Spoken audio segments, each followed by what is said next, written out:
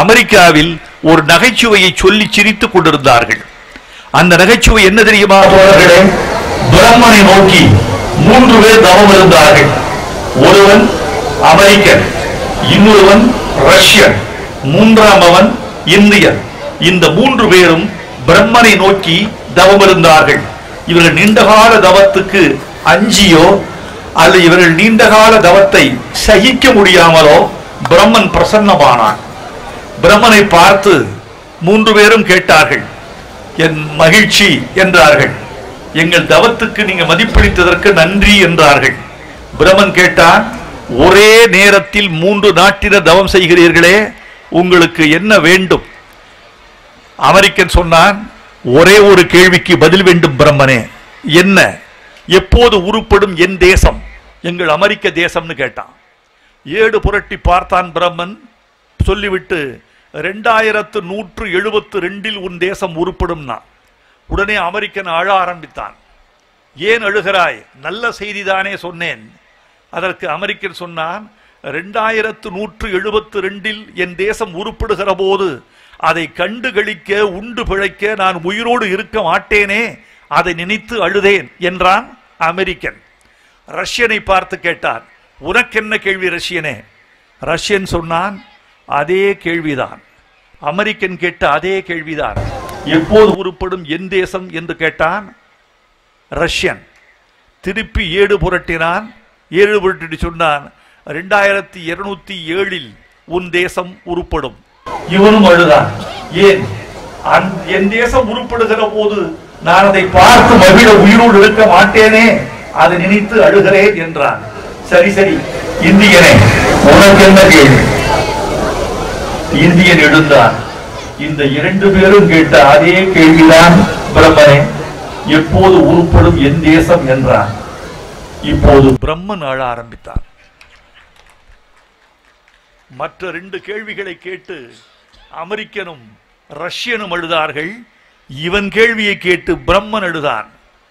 இந்தியனுக்கு கோபம் வந்து விட்டது. இந்தியனுக்கு ரொம்ப பிடித்தது அடிக்கடி எழுவது கோபம் தானே. கோபம் வந்துருச்சு. என்ன பிரம்மனே, அமெரிக்கன் கேட்டான் விடை சொன்னீர்கள், ரஷ்யன் கேட்டான் விடை சொன்னீர்கள், அதே வினாவை நான் தொடுத்தேன், ஏன் உங்களுக்கு அழுகை, ஏன் இந்த கண்ணீர், ஏன் இந்த அவலம்? சொல்லுங்கள் பிரம்மனே சொல்லுங்கள். பிரம்மன் சொன்னான், உன் தேசம் உருப்படுகிற போது நானே உயிரோடு இருக்க மாட்டேனே, அதை நினைத்துத்தான் அழுகிறேன் என்றாராம். இது ஒரு 30 ஆண்டுகளுக்கு முன்பு அமெரிக்காவில் இந்தியாவை பற்றி சொல்லப்பட்ட நகைச்சுவை துணுக்கு. மாறிவிட்டது தோழர்களே, மாறிவிட்டது. இப்போது இந்தியாவை பார்த்து கைகட்டி நிற்கிறான் மேற்கு உலக நாட்டுக்காரன். இந்தியர்களை கழித்து விட்டால் நாசாவில் கணிசமான பகுதி இயங்க முடியாது. இந்தியர்களை கழித்து விட்டால் மைக்ரோசாப்டில் கணிசமான பகுதி இயங்க முடியாது. இந்தியர்களை கழித்து விட்டால் கணிசமான பணியாளர்கள் அமெரிக்காவை விட்டு வெளியேறி விடுவார்கள்.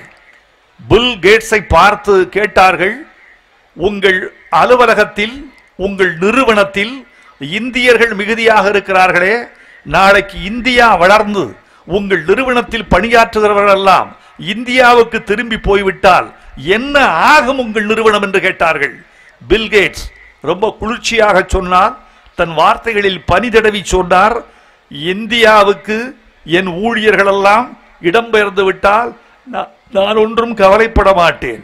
என் நிறுவனத்தை நான் இந்தியாவுக்கு இடம் மாற்றிக் கொள்வேன், வேறொன்றும் செய்ய மாட்டேன் என்றார். அதற்கு என்ன காரணம்?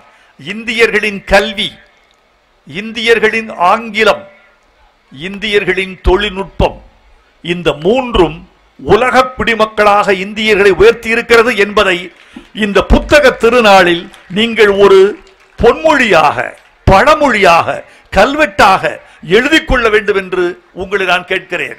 ஒரு கூட்டம் என்பது எவ்வளவு அழகான சொற்களை கொண்டது என்பதல்ல, ஒரு கூட்டம் என்பது எவ்வளவு ஆடம்பரங்களை கொண்டது என்பதல்ல, ஒரு கூட்டம் என்பது எத்தனை முறை கரவொலி செய்யப்பட்டது என்பதல்ல, ஒரு கூட்டம் என்பது எத்தனை பட்டுப்புடவைகளை பார்த்தோம் என்பதல்ல, ஒரு கூட்டம் என்பது எத்தனை மனிதர்கள் வந்து கைதிட்டி விட்டு போனார்கள் என்பதல்ல. ஒரு கூட்டம் என்பது முடிந்து போகிற போது எத்தனை கருத்துக்களை உங்கள் இதய பைகளுக்குள் வைத்து மூடிக்கொண்டு போனீர்கள் என்பது, அது உங்கள் வாழ்க்கைக்கு எவ்வளவு பயன்படும் என்பது, உங்கள் வாழ்க்கையை ஆக்கப்பணியில் செலுத்துவதற்கு அந்த கருத்துக்கள் எப்படி உங்களை உந்துவிக்கும் என்பது. அப்படி பார்த்தால் இந்த கூட்டம் ஒரு அறிவு திருக்கூட்டமாக இருக்க வேண்டும் என்று நான் ஆசைப்படுகிறேன். இதே தேனி மாவட்டத்தில் என்னுடைய இளமை பருவத்தை எண்ணி பார்க்கிறேன். இந்த தேனி சந்தைதான் நான் முதலில் என் தாத்தா பாட்டியோடு சர்க்கரை வெள்ளி கிழங்கு மூட்டையில் ஏறி வந்து சந்தையில் இறங்கி முதலாக ஒரு மிளகாய் பழ நிறத்தில் ஒரு அல்வா வாங்கி சாப்பிட்ட இடம். அந்த அல்வாவுக்கு ஒரு நிறம் கொடுத்திருப்பார்கள் பாருங்க. அப்ப அந்த அல்வா நிறமே, ஆட்சித்தலைவர்கள் அந்த அல்வா அனுபவங்கள் உண்டான்னு தெரியாது. நீங்க எங்க ஊர்ல எல்லாமே கண்ணை கவரணும். சட்டையின் நிறம், புடவையின் நிறம், அல்வாவின் நிறம், எல்லா நிறமும், உணவின் நிறம் எல்லாம் கண்ணை அடிக்கணும். ஏன்னு கேட்டா, இது எப்படின்னு கேட்டேன், இந்த அடர்த்தியான நிறங்களின் மேல் ஆசை உள்ளவர்கள் எல்லாம் அடிமை எண்ணம் கொண்டவர்கள். அடிமை எண்ணம் எங்கே மனதில் விதைக்கப்பட்டிருக்கிறதோ, அடிமை வாழ்க்கைக்கு எப்போது அவர்கள் ஆளாக்கி இருக்கிறார்களோ அவர்கள்தான் இந்த அதிகமான நிறத்துக்கு ஆசைப்படுவார்கள் என்பது உளவியல். காரணம், 10 பேர் மத்தியில் தன் நிறம் வெளியே தெரிய வேண்டும் என்று நினைப்பவன் தாழ்வு மனப்பான்மையில் உள்ள ஒரு அடிமை. தாழ்வு மனப்பான்மையில் உள்ளவன் தான் இந்த மேடையில் 10 பேர் உட்கார்ந்திருந்தால் நான் மட்டும் தெரிய வேண்டும் என்றால் அடர்த்தியான நிறம் வேண்டும் என்று கருதுகிறவன். இந்த லைட் கலர், இந்த இளம் நிறம் என்பது அதிலிருந்து மெல்ல மெல்ல மெல்ல மெல்ல விடுபடுகிற நிறம். அதனால் எங்கள் தாய்மார்கள் எல்லாம் அடிமைத்தனத்தில் ஆசைப்படுகிறார்கள் என்று அர்த்தம் அல்ல, அது மரபு ரீதியாக வந்தது. இப்ப பாத்தீங்கன்னா, நீங்க மிக மிக நாகரிகமான பெண்கள் எல்லாம் பாத்தீங்கன்னா கழுத்து நிறைய நகை போடுவதல்ல, அப்படியே வந்து அப்படியே மார்பிலிருந்து கீழே இறங்கி ஒரு தங்க அருவி இறங்கும் பாருங்க. கீழே கழுத்திலிருந்து ஒரு தங்க அருவி இறங்கி வயிற்றை கடந்து போய்கிட்டே இருக்கும். அப்படி ஒரு அழுத்தமான கல்ல போட்டிருப்பாங்க. இப்போ படித்த பெண்கள் எங்கே வந்திருக்கிறார்கள் என்று சொன்னால், ஒரு நூலாம்பட மாதிரி இருக்கணும், ஒரு செங்கிலி, ஒரு ஒட்டடை. முன்னாடி உட்கார்ந்து இருந்த ஒரு எழுத்தாளர் பெண், சின்ன சிறுமி, உங்க பேர் என்னமா, நாகநந்தினி, தலையாட்டுவதை பார்த்தால் நீங்கள் தான் ஐயா எங்கள் தலைமுறைக்கு வந்து பேசுகிறீர்கள் என்பது போல் இருக்கிறது. ஒரு சின்ன ஒட்டடை மாதிரி ஒரு தங்கம், ஒரு மெல்லிய நிறத்தில், ஒரு வெளிரிய நிறத்தில் ஒரு புடவை அல்லது ஒரு சுடிதார் இப்படி போட்டுக்கிறாங்க. மெல்ல மெல்ல விடுபடுகிறது இந்த கலாச்சாரம், மெல்ல மெல்ல விடுபடுகிறது. இந்த தேனி அல்வா எனக்கு சொன்ன நினைவுகள் பூரா இப்படித்தான் சுற்றி வருகின்றன. நான் முதலில் படித்த புத்தகம் ஒரு வெளிநாட்டு மொழிபெயர்ப்பு புத்தகம். நான் முதலில் படித்த இடம் கானா விளக்கிலிருந்து உள்ளே சென்றால் 2வது கிலோமீட்டரில் இருக்கிற கரட்டுப்பட்டி என் தாய் ஊர். அந்த ஊரில் நான் 6ஆம் வகுப்பு படித்துவிட்டு விடுமுறைக்கு வந்திருக்கிறேன் தாத்தா வீட்டுக்கு. மேல் கூரை விட்டத்தில் செருகப்பட்டிருக்கிறது ஒரு புத்தகம், 2ஆக மடித்து. அதை எடுத்து பார்த்தால் ஒரு ஆங்கில, ஒரு பிரெஞ்சு நாவல். அந்த பிரெஞ்சு நாவலை கவி யோகி சுத்தானந்த பாரதியார் தமிழில் மொழிபெயர்த்திருந்தார். அந்த நூலுக்கு தலைப்பு ஏழை படும் பாடு. அந்த நூலின் ஆசிரியர் விக்டர் ஹியூகோ, அவர் பிரெஞ்சு நாவல் ஆசிரியர். அது இருக்கட்டும், அந்த நூலுக்கு பிரெஞ்சில் வைத்த பெயர் லே மிசரபிள். இந்த லே மிசரபிள் என்ற இந்த நூலை ஏழைப்படும் பாடு என்று தமிழில் மொழிபெயர்த்த கவியா சுத்தானந்த பாரதியார் மொழிபெயர்க்க அதை எடுத்து படித்தேன் லாந்தர் வெளிச்சத்தில். லாந்தர் ஏற்கனவே கொஞ்சம் எரிந்து மேலே கருப்பாகி இருந்தது.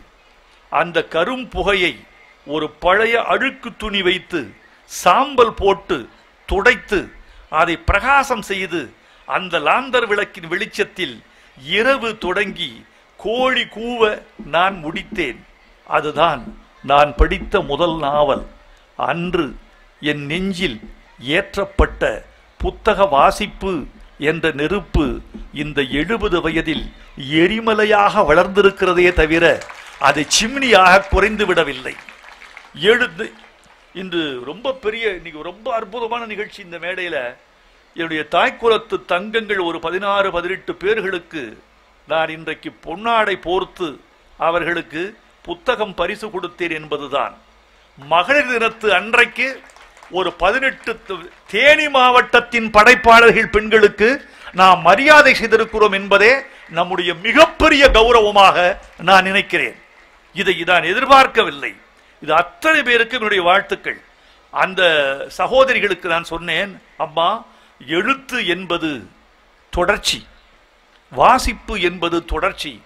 நீங்கள் 3 புத்தகம் எழுதியிருக்கலாம், அதோடு வாழ்க்கை முடிந்துவிடவில்லை. இனிமேல் தான் வாழ்க்கை தொடங்குகிறது. நான் நேற்று நான் தமிழாற்றுப்படை வரைக்கும் எழுதியிருக்கிறேன் அல்லவா? இந்த தமிழாற்றுப்படை என்பது என்ன தெரியுமா? இனிமேல் நான் எழுத போகிற நல்ல புத்தகத்துக்கான பயிற்சி.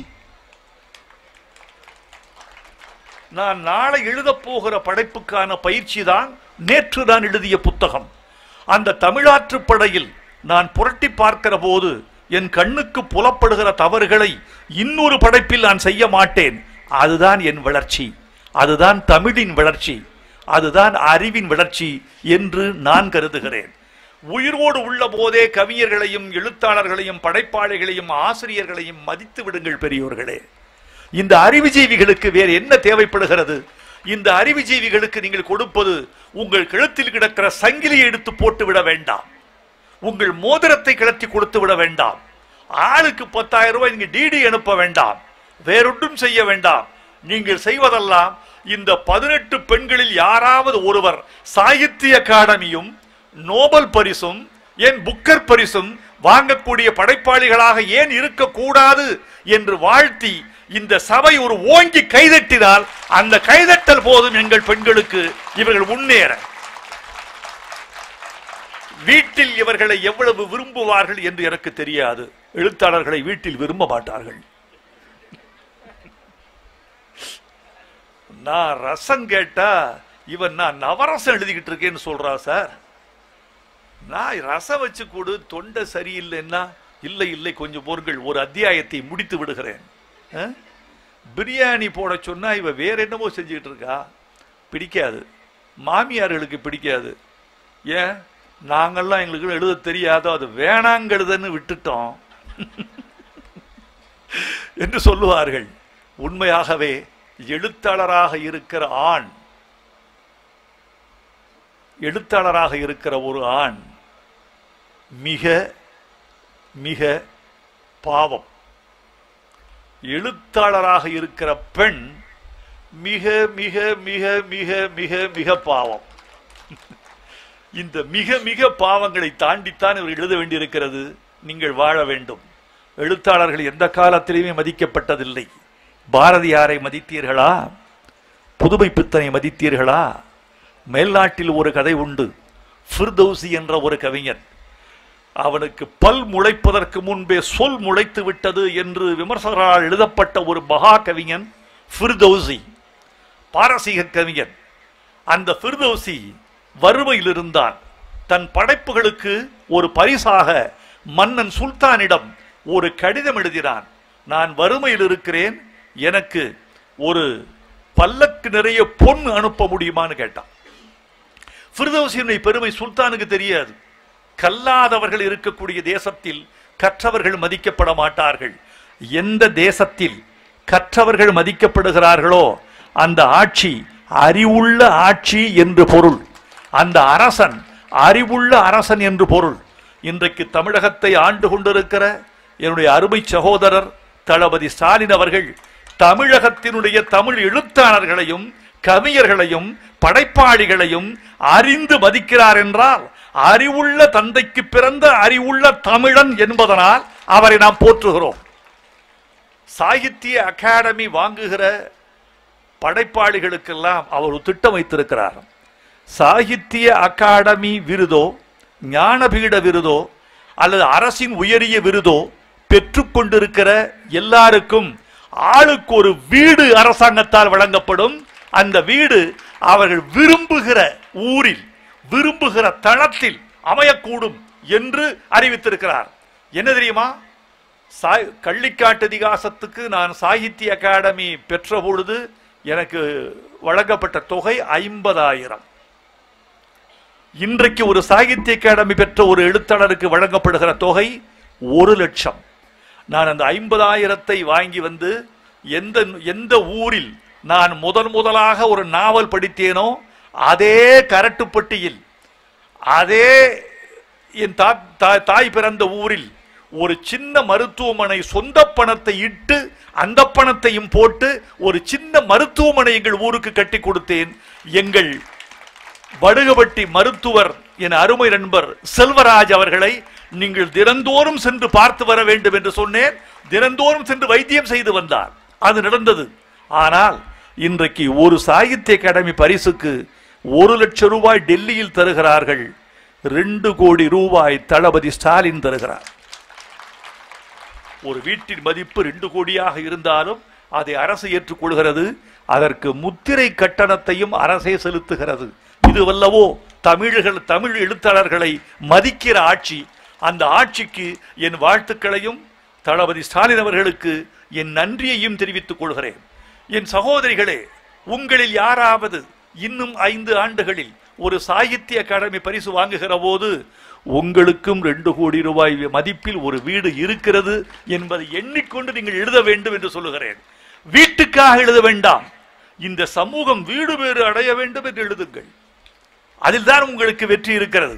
உங்கள் எழுத்து உண்மையான எழுத்து எதையும் எதிர்பார்ப்பதல்ல. எத்தனை வேர்கள் நனையும் என்று கருதி கொண்டு மழை பொழிவதில்லை. எத்தனை அல்லி முட்டுகள் அவிழும் என்று கருதி கொண்டு சந்திரன் உதிப்பதில்லை. எத்தனை தாமரைகள் மொட்டு விரியும் என்று நினைத்து கொண்டு சூரியன் உதிப்பதில்லை. எத்தனை விருதுகள் வரும், எத்தனை பெருமைகள் வரும் என்று கருதி கொண்டு ஒரு எழுத்தாளன் தன் பேனாவை திறப்பதில்லை. அது விளைவு, உடன் விளைவு. நீ செய்வதற்கான உடன் விளைவு நல்லதாகவே இருக்கும் என்று நான் நினைக்கிறேன். நண்பர்களே, இந்த மேடையில் எவ்வளவு நேரம் பேசினாலும் பேசிக்கொண்டே இருக்கலாம். எவ்வளவு, அதாவது கடல் ஓரத்து அலையை எவ்வளவு நேரம் வேண்டுமானாலும் பார்த்து கொண்டே இருக்கலாம். சங்கீதம் பாடிக்கொண்டே விழுகிற மழையை எவ்வளவு நேரம் வேண்டுமானாலும் கேட்டுக்கொண்டிருக்கலாம். குயிலின் சங்கீதத்துக்கு எவ்வளவு நேரமும் நீங்கள் காது கொடுத்து கொண்டிருக்கலாம். இந்த அழகான அறிவான சபையில் எவ்வளவு நேரம் வேண்டுமானாலும் பேசலாம். ஆனால் அளந்து பேசுவதுதான் அறிவுடைமை என்பதை நான் அறிவேன். சில இடங்களில் சிறப்புரை என்று போட்டு விடுவார்கள். சிறப்பு என்ன தெரியுமா? எவ்வளவு அறிவை ஒரு பேச்சாளன் கொட்டுகிறான் என்பதல்ல சிறப்பு. எவ்வளவு நேரம் அறிந்து பேச வேண்டும் என்பதுதான் சிறப்பு. உங்களுக்கெல்லாம் ஒரு மகிழ்ச்சியான செய்தியை சொல்ல வேண்டும்.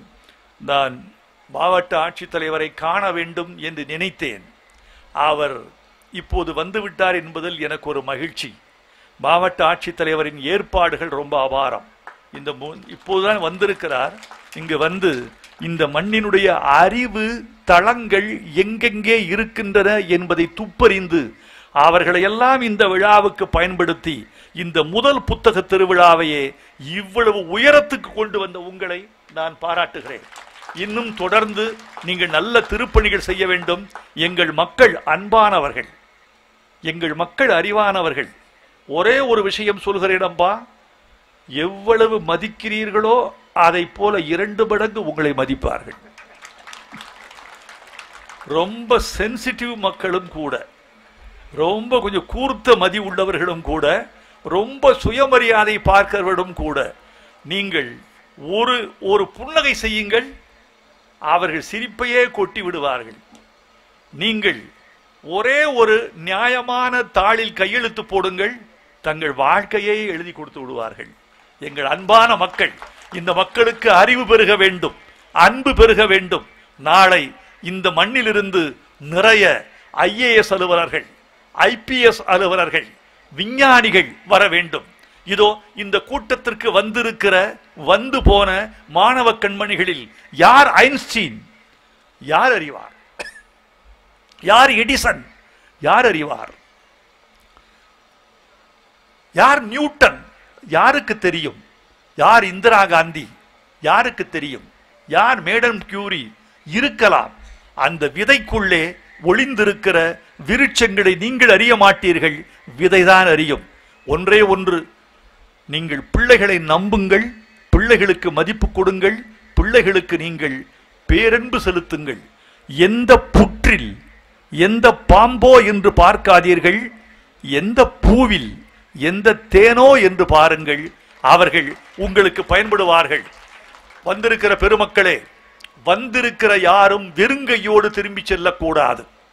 உங்கள் கையில் ஒரு புத்தகம் ஒரு ஆபரணமாக இருக்கட்டும், புத்தகம் ஒரு ஆயுதமாக இருக்கட்டும், புத்தகம் ஒரு விருதாக உங்களுக்கு இருக்கட்டும். வெறுங்கையோடு போவது என்பது சரியில்லை.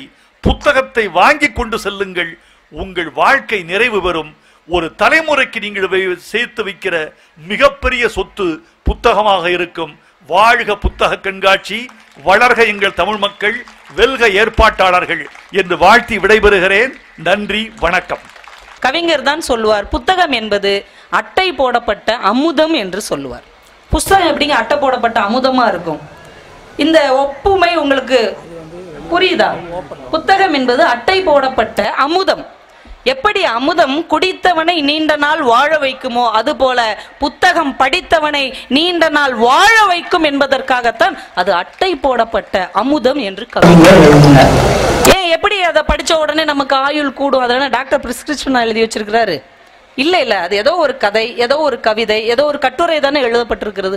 அது எப்படி நம்ம ஆயுளை கூட்டும் அப்படின்னு நீங்க கேட்டீங்கன்னா, இன்னைக்கு ஹார்ட் அட்டாக் வரக்கூடிய, எளிதில் மரணத்தை தழுவக்கூடிய எல்லாருடைய பிரச்சனையும் என்னன்னு கேட்டீங்கன்னா டாக்டர் சொல்வார், எதுக்கு எடுத்தாலும் கோவப்படாதீங்க, ரொம்ப ஸ்ட்ரெஸ் ஆகாதீங்க, மன அழுத்தத்துக்கு ஆளாகாதீங்க, டக்குன்னு எரிச்சல் படாதீங்க, வாழ்க்கையை இலகுவாக வாழ பழகுங்கள். வாழ்க்கையை எப்படி இலகுவாக வாழ்வது? புத்தகம் படியுங்கள், அவ்வளவுதான். ஈஸியா ஹார்ட் அட்டாக் வராம இருக்கணும்னா, பல நோய்களுக்கு நீங்கள் ஆளாகாம இருக்க வேண்டும் என்றால் ஒரு புத்தகத்தை வாங்கி வாசிக்க தொடங்குங்கள். உங்களுக்கு இருக்கிற எல்லா பிரச்சனையும் தீர்ந்து போகும், நீண்ட ஆயுசோடு நீங்கள் வாழ்வீர்கள். அதனாலதான் இது அட்டை போடப்பட்ட அமுதம் என்று பெயர் சொன்னார்கள். இதயத்தை இலகுவாக்கக்கூடிய அந்த எழுத்தை நீங்கள் கைவசமாக்க வேண்டும் என்பதற்காகத்தான் இந்த புத்தக திருவிழா நடத்தப்படுகிறது என்பதை நீங்கள் ஒவ்வொருவரும் உணர்ந்து கொள்ள வேண்டும் என்று பணிவோடு கேட்டு, இன்னைக்கு எனக்கு தரப்பட்டிருக்கிற தலைப்பு மகளிர் தின சிறப்புரை. மகளிர் தின சிறப்புரை, நாங்கள் பெண்களை கொண்டாடுகிற ஒரு நாடு, பெண்களை போற்றுகிற ஒரு நாடு, பெண்களை தெய்வமாக நேசிக்கிற ஒரு நாடு, அதுதானே நம்ம நாடு. அதுதானே எல்லா பேச்சாளர்களும் பேசுகிற ஒரு கருத்தாக இந்த மகளிர் தினத்தில் அமைந்திருக்கிறது. 2 நாள் அந்த வாட்ஸ்அப்ல மெசேஜ் வந்துட்டே இருக்குங்க. 2 நாளா எல்லா பெண்களுடைய மொபைலும் எடுத்து பாருங்க, வாட்ஸ்அப்ல வாழ்த்துக்கள் வருது. பெண் தான் சாமி, பெண் தான் பூமி, பெண் தான் வானம், பெண் தான் மேகம், பெண் தான் அருவி, பெண் தான் குருவி. பார்த்துருக்கீங்களா? 2 நாள்ல வர்ற வாட்ஸ்அப் பூரா இதுதான். ஆனா அதெல்லாம் தேவையே இல்லை. பெண் வானமாகவும் இருக்க வேண்டாம், மேகமாகவும் இருக்க வேண்டாம், பூமியாகவும் இருக்க வேண்டாம், சாமியாகவும் இருக்க வேண்டாம். பெண்ணை பெண்ணாக உணர்வதுதான் மகளிர் தினம் என்பதை தயவு செய்து நீங்கள் புரிந்து கொள்ள வேண்டும். உங்களுக்கு ரொம்ப பிடிச்சிருந்தா தேவதை அப்படின்னு தலைக்கு மேல தூக்கி வச்சு ஆட வேண்டியது. பிடிக்கலன்னா அவ ஒரு ராட்சசிங்க அப்படின்னு காலுக்கு கீழே போட்டு மிதிக்க வேண்டியது. எங்களுக்கு 2 இடமும் தேவையில்லை. உங்களுக்கான தேவதையாகவும் நாங்கள் இருக்க விரும்பவில்லை, உங்களின் ராட்சசியின் இடத்திலும் நாங்கள் இல்லை. நாங்கள் உங்களைப் போலவே உணர்வு கொண்ட சக மனுஷி என்பதை நீங்கள் உணர்ந்து கொள்ளும் போதுதான் இந்த மகளிர் தினம் என்பதற்கான அடையாளம் நிறுவப்படுகிறது அப்படிங்கிறத தயவு செஞ்சு நீங்க புரிஞ்சுக்கிடணும். அது இல்லாம இன்னைக்கு இன்னொருத்தர் மெசேஜ் அனுப்பியிருக்கிறார். உண்மையிலேயே மகளிர் தினம் மார்ச் 6ஆம் தேதி தான் தேர்வு செய்யப்பட்டதாம். மார்ச் 6ஆம் தேதி தான் பெண்கள் தினம்னு முடிவு பண்ணாங்களாம். இந்த பெண்கள் எல்லாம் மேக்கப் போட்டு ரெடியாக 2 நாள் ஆனதால் அது மார்ச் 8 என்று மாற்றப்பட்டது. இது ஒருத்தர் வச்சிருக்கிறார், எனக்கே ஒருத்தர் அனுப்பியிருக்கிறார். எவ்வளவு வேதனையா இருக்கு. ஏன் மகளிர் தினத்தன்னைக்கு கூட நம்ம மேக்கப் போடுறதான் ஒருத்தர் சொல்லி காட்டுறாரு அப்படின்னா பெண்களை எந்த இடத்தில் அவர்கள் வைத்திருக்கிறார்கள். போன வாரம் ஒரு மெசேஜ் வந்ததுங்க. ஜெகன்மோகினின்னு ஒரு படம் பார்த்திருக்கீங்களா? ஜெகன்மோகினின்னு பார்த்துருக்கீங்களே? நம்ம காலத்தில், நமக்கு முந்தின காலத்துல எல்லாம் பார்த்துருப்பாங்க. இந்த காலத்து குழந்தைகளுக்கெல்லாம் காஞ்சனாவும் அரண்மனையும் தான். நம்ம காலத்துல ஜெகன்மோகினின்னு ஒரு பெய் லெகின்ஸ் எல்லாம் போட்டு ஃபுல் லெகின்ஸ் போட்டிருக்கோம், போட்டு அடுப்புக்குள்ள காலை வச்சிருக்கும் பார்த்துருக்கீங்களா? அடுப்புக்குள்ள காலை வச்சு விறகு எரிச்சுக்கிட்டு இருக்கோம். இது வந்து நம்ம மனசுல இருந்து அழியாத ஒரு காட்சி. இதை ஒருத்தர் எனக்கு அனுப்பி போட்டிருக்கிறாரு. பெண் பேயாக மாறினாலும் சமையல் தான் செய்ய வேண்டும்.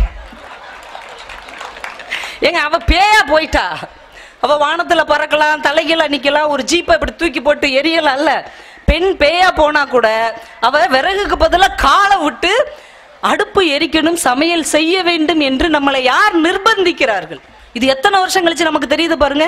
இது என்னைக்காவது நம்ம யோசிச்சு பார்த்தோமா? அந்த பேயை பார்க்கும் போதெல்லாம் ஐயோ அடுப்புக்குள்ள காலை வச்சு அது எரிக்கும் தெரியுமா அப்படிங்குமே ஒழிய, அது பெண் பேய், அது பெண்ணாக இருந்த காரணத்தினாலேயே அது அடுப்பெரிக்க வைத்திருக்கிறார்கள் அப்படிங்கிறது நம்ம உணரவே இல்லை. சில விஷயங்களை நீங்கள் திரும்பி பார்த்தால் மகளிர் தினம் கொண்டாடுவதற்கு பின்னால் எவ்வளவு சோகங்களும் துயரங்களும் இருக்கிறது என்பதை நீங்கள் உணர்வீர்கள். ரொம்ப வருஷம் முன்னாடி, சுதந்திரத்துக்கு முன்னாடி பிரிட்டிஷ் ஆட்சி நடந்துட்டு இருக்குது. சில விஷயங்கள் பேசலாம் இல்லையா, வெளிப்படையா பேசலாம், என்னமோ ஆகிட்டு போகுது, அவ்வளவுதான். ஏன்னா இப்ப எதையுமே பேச முடியல, பயந்து பேசுறதுக்கு, பேசிட்டு அப்புறம் பயந்துக்குவோம். ரொம்ப வருஷம் முன்னாடி பிரிட்டிஷ் கவர்மெண்டோடைய ஆட்சி நடந்துட்டு இருக்குது. அப்ப சின்ன சின்ன சமஸ்தானங்கள் இருந்தது இந்தியால. நம்மலாம் வரி கட்டிக்கிட்டு இருந்தோம். ஒவ்வொரு சமஸ்தானமும் ஆங்கில அதிகாரிகளுக்கு வரி கட்டிக்கிட்டு இருந்தாங்க. ஒரு திவான் அப்படின்னு ஆங்கில அதிகாரத்தை சேர்ந்த ஒருத்தர் அரசர்களோட இருப்பார். திடீர்னு ஒரு அறிவிப்பு வருது பிரிட்டிஷ்ல இருந்து, நாங்க தான் வந்து 10 குதிரைகள் கொண்ட சேரட் வண்டியை ஓட்டிட்டு இருக்கிறோம், நீங்க உங்க அரசர்களும் அதே மாதிரி 10 குதிரைகள் கொண்ட சேரட் வண்டி ஓட்டுறீங்க, இது வந்து சரி கிடையாது, நாங்க ஆளும் நாடு, நீங்கள் அடிமை நாடு, அதனால இனிமே உங்க தேசத்தை சேர்ந்த அந்த சமஸ்தானத்தின் அரசர்கள் 7 குதிரை கொண்ட வண்டி ஓட்டுங்க, இல்ல 5 குதிரை கொண்ட வண்டி ஓட்டுங்க, 10 குதிரைகள் கொண்ட வண்டி ஓட்டக்கூடாது அப்படின்னு ஒரு ஆர்டர் வருது. அதை எல்லா மன்னர்களும் ஒத்துக்கொள்கிறார்கள். இந்த குவாலியர் அப்படிங்கிற சமஸ்தானத்தின் அரசருக்கு எரிச்சல் ஆயிடுச்சு. ஏற்கனவே இது நம்ம நாடு, நம்ம ராஜாங்கம், திடீர்னு இவங்க வந்து நம்மளை அடிமைப்படுத்தினது மட்டும் இல்லாம அதுல போகக்கூடாது இதுல போகக்கூடாதுன்னா என்ன அர்த்தம் அப்படின்னு அவருக்கு ரொம்ப எரிச்சலாகி அன்னைக்கே 10 குதிரை கொண்ட சாரட் வண்டியில சல்லுன்னு ஊர் முழுக்க சுத்திட்டு வந்துட்டார். இதை ஒருத்தர் ஆங்கில அதிகாரி போட்டோ எடுத்து கோர்ட்டுக்கு கொண்டு போயிட்டார். இந்த மாதிரி அரசு ஆணையை இவர் மீறிட்டாரு, 10 குதிரை கொண்ட வண்டியில வந்துட்டாரு அப்படின்னு. இப்ப பிரச்சனை கோர்ட்டுக்கு வந்துருச்சு. அவரை கொண்டு வந்து நீதிமன்றத்தில் நிறுத்தியாச்சு. அந்த குவாலியர் மன்னருக்கு ஆதரவாக அந்த வழக்கை ஆட வந்தவர் யாருன்னா மோதிலால் நேரு. மோதிலால் நேரு யார் தெரியும்ல? நம்ம ஜவஹர்லால் நேருவோட அப்பா. ஏன் நம்ம ஜவஹர்லால் நேருனா அவர் நம்ம மாமா, அதனால அவர் நம்ம ஜவஹர்லால் நேரு. அவங்க அப்பா வந்து வழக்கறிஞர். அவர் வாதாட வர்றார். வாதாட வந்தவர் ஒரு அருமையான வாதத்தை வைக்கிறார். அந்த குவாலியர் அரசர் 10 குதிரைகள் கொண்ட வண்டியை ஓட்டல, 9 குதிரைகள் கொண்ட வண்டியை தான் அவர் ஓட்டினார், அதனால அந்த வழக்கை நீங்கள் தள்ளுபடி செய்ய வேண்டும். நீதிபதிக்கு ரொம்ப ஆச்சரியம். புகைப்படம் ஆதாரமா இருக்கு, அதுல 10 குதிரை இருக்கு, நீங்க என்ன இப்படி சொல்றீங்க, ஏன் பொய் சொல்றீங்க? அவர் சிரித்து கொண்டே சொன்னார், நான் பொய் சொல்லவில்லை, நீங்கள் நன்றாக கவனித்து பாருங்கள், அந்த 10 குதிரைகளில் ஒரு குதிரை பெண் குதிரை. பெண் குதிரை ஒருபோதும் குதிரை இனத்தில் சேர்க்கப்பட மாட்டாது என்கின்ற காரணத்தினால் அதை 9 குதிரைகள் கொண்ட வண்டியாகத்தான் நீங்கள் கருத வேண்டும், இந்த வழக்கை தள்ளுபடி செய்ய வேண்டும் என்று அவர் வழக்கு வைத்தார். பெரிய ஆச்சரியம் என்ன தெரியுமா? நீதிபதி அந்த வாதத்தை ஏற்றுக்கொண்டு ரொம்ப சரியாக சொன்னீர்கள், இது 9 குதிரை பூட்டிய வண்டி தான், வழக்கை தள்ளுபடி பண்ணிட்டாங்க. நீங்க நினைச்சு பாருங்க, ஒரு குதிரை பெண்ணாக பிறந்த ஒரே காரணத்துக்காக அது பெண் இனத்திலேயே இல்லை, குதிரை இனத்திலேயே இல்லை என்று மறுக்கப்பட்டால் நம்ம நிலைமை என்னங்க? ஒரு குதிரையே பெண்ணா இருந்தா அது குதிரை கிடையாதான். இது வந்து நீதிமன்றத்தில் நிரூபிக்கப்பட்ட ஒரு வழக்காக இருக்கிறது என்றால் பெண்களுடைய இடம் எங்கே இருக்கிறது அப்படிங்கறது நீங்க கொஞ்சம் யோசிச்சு பாருங்க. ஆண்களுக்கெல்லாம் கொஞ்சம் கடுப்பா கூட இருக்கும். வீட்டுல எல்லாம் நீங்க என்ன சமைச்சு கொடுக்குறீங்களோ அதை தானே நாங்க சாப்பிட்றோம், நாங்க எவ்வளவு கஷ்டப்படுறோம், எங்களை பத்தி யாராவது பேசுறாங்களா அப்படிலாம் நீங்க வேதனைப்படலாம். ஆனால் ஒரு பெண்ணாக இருந்தால்தான் பெண்ணினுடைய உண்மையான வலியும் துயரமும் உங்களுக்கு புரியும். அது வரைக்கும் உங்களுக்கு புரியவே புரியாது. நீங்க பெண்ணா பிறந்தா மட்டும்தான் இது உங்களுக்கு புரியும். நீங்கள் வரலாற்றை கொஞ்சம் கடந்து பாருங்கள். மானுட குலம் உருவாகிய போது இந்த மனித சமூகத்துக்கு யார் தலைவியாக இருந்தால், வேட்டை சமூகத்துக்கு யார் தலைவியாக இருந்தால்? பெண் தான் தலைவியாக இருந்தால். ஒரு பெண்ணின் தலைமையில் தான் இந்த சமூகம் இயங்கிக் கொண்டிருந்தது. எல்லா ஆண்களும் அவள் பின்னாடி தான் இயங்கிக் கொண்டிருந்தார்கள். எங்க இது மாறி போச்சு? அவள் எப்படி 2ஆம் பாலினமாக 3வது இடத்திற்கு எப்படி தள்ளப்பட்டால்? யோசிச்சு பாருங்க. வரலாற்றை திரும்பி பார்த்தால் நாங்கள் வைத்த சுவடுக்கு இடமே இல்லை. மண்ணுல நடந்து வந்ததுக்கு சுவடு இருக்கணும்ல, சுவடே இல்லை. நம் சுவடை யார் அழித்தார்கள்? திரும்பி பாருங்கள், கன்ஃபியூசியஸ் மாதிரி ஒரு தத்துவ ஞானியாக எந்த பெண்ணையும் வரலாறு இது வரைக்கும் காட்டவே இல்லை. அரிஸ்டாட்டில், பிளாட்டோ மாதிரியான ஒரு சிந்தனையாளரையாக யாரையுமே காட்டவில்லை. சேகுவாரா மாதிரியான ஒரு போராளியாக எந்த பெண்ணும் காட்டப்படவில்லை. எங்க போனாங்க இங்க பெண்கள்? எங்க போனாங்க? ஜெகன்மோகினி மாதிரி அடுப்புக்குள்ள காலை வச்சுக்கிட்டு உட்கார்ந்து இருந்தாங்களா? எங்கே நம்முடைய பெண்களின் வரலாறு மறைக்கப்பட்டது என்று நீங்கள் யோசிச்சு பாருங்கள். ரொம்ப அதிர்ச்சியாக இருக்கும். அதெல்லாம் வெளிநாட்டு அறிஞர்கள் விட்டுருவோம். நம்மளுடைய இலக்கியத்துக்கு வாங்க. நம்முடைய இந்திய இலக்கியத்தை எடுத்துக்கொள்ளுங்கள். தமிழ் இலக்கியத்தை எடுத்துக்கோங்க. சிலப்பதிகாரத்துல கண்ணகி கணவனை கொன்றவன் இந்த மன்னன் அப்படின்னு தெரிஞ்ச உடனே அப்படி மதுரைக்குள்ள போய் தலையை விரிச்சு போயிட்டு தேரா மன்னா செப்போதுடையன்னு பேசுனாங்க. உடனே கண்ணகி தான் எங்கள் தெய்வம் நம்ம கொண்டாடணும்ல. யாராவது ஒருத்தங்க, ஏமா பாண்டிய மன்னங்கிட்ட கும்பிட்டு வாய் பேசுறியே, மாதவி கிட்ட உன் கணவன் போகும்போதே கூப்பிட்டு சட்டையை பிடிச்சி செவுட்டுல 2 அடி அடிச்சு மறுவாதியா வீட்டுக்குள்ள உட்காருன்னு நீ சொல்லி இருந்தேன்னா உனக்கு இவ்வளவு பெரிய கஷ்டம் வந்திருக்காதே. யாராவது கேட்டோமா? யாராவது கேட்டோமாங்க? யாரும் கேட்கல. இல்ல, ராமாயணத்திலே ராமன் சொல்லுகிறார் சீதையை பார்த்து, நீ 10 மாதங்கள் அந்நியனுடைய இடத்தில் இருந்தாய், உன் கற்பு சந்தேகத்துக்கு இடமாக இருக்கிறது, நீ தீயில் இறங்கி உன்னை நிரூபி. உடனே சீதை அப்படியே ஆகட்டும். அதே சீதை கொஞ்சம் நின்று திரும்பி, நீயும் தானே 10 மாசம் காட்டுக்குள்ள திரிஞ்ச, உன்னுடைய கற்பும் சந்தேகத்துக்கு இடமாகத்தான் இருக்கிறவா, 2 பேரும் சேர்ந்து டபுள்ஸ் இறங்குவோம். ஏன் கேட்கல? அவன் ஏன் கேட்கலங்கிறத நாம ஏன் கேட்கல? இலக்கியம், புராணம் பெண்களை எந்த இடத்தில் வைத்திருக்கிறது அதை கூட விட்டுருங்க. நம்ம பழமொழிக்கு வருவோம். உண்டி சுருங்குதல் பெண்டிற்கு அழகு. குறைச்சு சாப்பிட்டு வயிறு அப்படி இப்படி ஒட்டுனாப்புல வச்சிருந்தா பெண்களுக்கு அழகு. தொப்பை வைத்தல் ஆணுக்கு அழகா? என்னங்க, ஒரு சாப்பிடுற விஷயத்துல கூட பெண்களை எப்படி இந்த சமூகம் அடிமைப்படுத்தி இருக்கிறது நீங்க யோசிச்சு பாருங்க. பொம்பளை பிள்ளைங்களை பெத்தவங்க என்ன சொல்லுவாங்க தெரியுமா? பொம்பளை பிள்ளைய பெத்துட்டு அடி வயிற்றுல நெருப்ப கட்டின மாதிரி இருக்கு அப்படின்னு. ஒண்ணுல ஒரு ஆட்டோக்காரருங்க, அவரே டியூக்கு ஆட்டோ வாங்கி ஓட்டிக்கிட்டு இருக்காரு. அவர் பின்னாடி எழுதுறாரு, சீறி வரும் பாம்பை நம்பு, சிரித்து வரும் பெண்ணை நம்பாதே. இப்ப சாயந்தரம் ஒரு பாம்பு கிளம்பி அவர் ஆட்டோல ஏறி உட்காந்து, ஏன்னா அப்படி இந்த பழைய பஸ் ஸ்டாண்ட் வரைக்கும் கொண்டு போய் இறக்கி விட்டுறீங்களா, உங்களுக்கு ஒரு முட்டை தர்றேன் அப்படின்னு சொன்னா அவர் சந்தோஷமாவா? அந்த பொம்பளைய விட நீ எவ்வளவு பெற்றுன்னு உட்கார வைப்பாரா? எங்க சிரித்து வரும் பெண் உன் மனைவியாக இருக்கலாம், உன் மகளாக இருக்கலாம், உன் தங்கையாக இருக்கலாம். அவங்கள நீங்க நம்ப மாட்டீங்களா? பாம்பை விட ஒரு பெண் மோசமானவள் அந்த தேசத்தில், இந்த உலகத்தில். ஏன் நம்ம அதை எதையுமே கேட்கல? என்னத்தையாவது சொல்லிட்டு போங்க, நாங்க அடுப்புக்குள்ள காலை விட்டு விறகரிக்க வேண்டியிருக்கு. இல்ல கேட்கவே இல்லை. இல்ல நம்ம சமயங்கள், அது எல்லா சமயத்தையும் நீங்க எடுத்துக்கோங்க. ஒரு சங்கராச்சாரியருக்கு அந்த மடத்திலே இருக்கக்கூடிய உரிமை ஏதாவது ஒரு சங்கரேஸ்வரிக்கு இருக்கிறதா? வாட்டிகன் சிட்டியில ஒரு போப்பாண்டவருக்கு இருக்கிற உரிமை ஒரு போப்பாண்டவிக்கு இருக்கிறதா? இஸ்லாத்துல ஒரு ரசூல் ஒரு கவிதை எழுதினான். ஒரு குழந்தை கேட்கிறாள், அப்பா இத்தனை 1000 ஆண் நபிகளுக்கு நடுவில் ஏன் வாப்பா இல்லை ஒரு பெண் நபி என்று அந்த இஸ்லாமிய குழந்தை கேட்டதாக அவர் பதிவு செய்தார். சமயத்திலும் பெண்களுக்கு சரியான இடம் இல்லை, இலக்கியத்திலும் இல்லை, புராணத்திலும் இல்லை, ஆட்டோக்காரர்கிட்டையும் இல்லை, வீட்டில் உள்ள ஆத்துக்காரர்கிட்டையும் இல்லை. அப்ப பெண்களுக்கு மட்டும் மார்ச் 8ஆம் தேதி வந்தோடனே மகளிர் தினம், மகளிர் தினம். மறுநாள் இப்போ சோறு பொங்க, நேரத்தோடு முடிஞ்சு போச்சு 1 டேட்டு. சும்மா என்ன போ, இதானே நடக்க போகிறது. ஏன் தமிழ் செல்வி, இதானே நடக்க போகிறது. வருஷம் நாங்களும் எங்களுக்கு தெரிஞ்ச ஒரு 20 வருஷமா மகளிர் தினம் கொண்டாடுறோம். கொண்டாடிட்டு மறுநாள் நம்ம தான் அந்த பழைய சோறை வலிச்சு தாளிச்சு, நேற்று நீ மகளிர் தினத்துக்கு போயிட்டேல, நீ தான் சமைச்சு வை, பழைய சோறுக்கு தண்ணி ஊத்தல. இதுதான் இன்றைக்கு காலங்காலமாக இருக்கிறது என்றால் பெண்களின் வரலாறு, பெண்களுடைய அடையாளம் எங்கே போனது? ஒன்றும் இல்லைங்க. உழைப்பாளர் சிலைன்னு சென்னையில் ஒன்று இருக்கு, பார்த்துருக்கீங்களா? உழைப்பாளர் சிலை.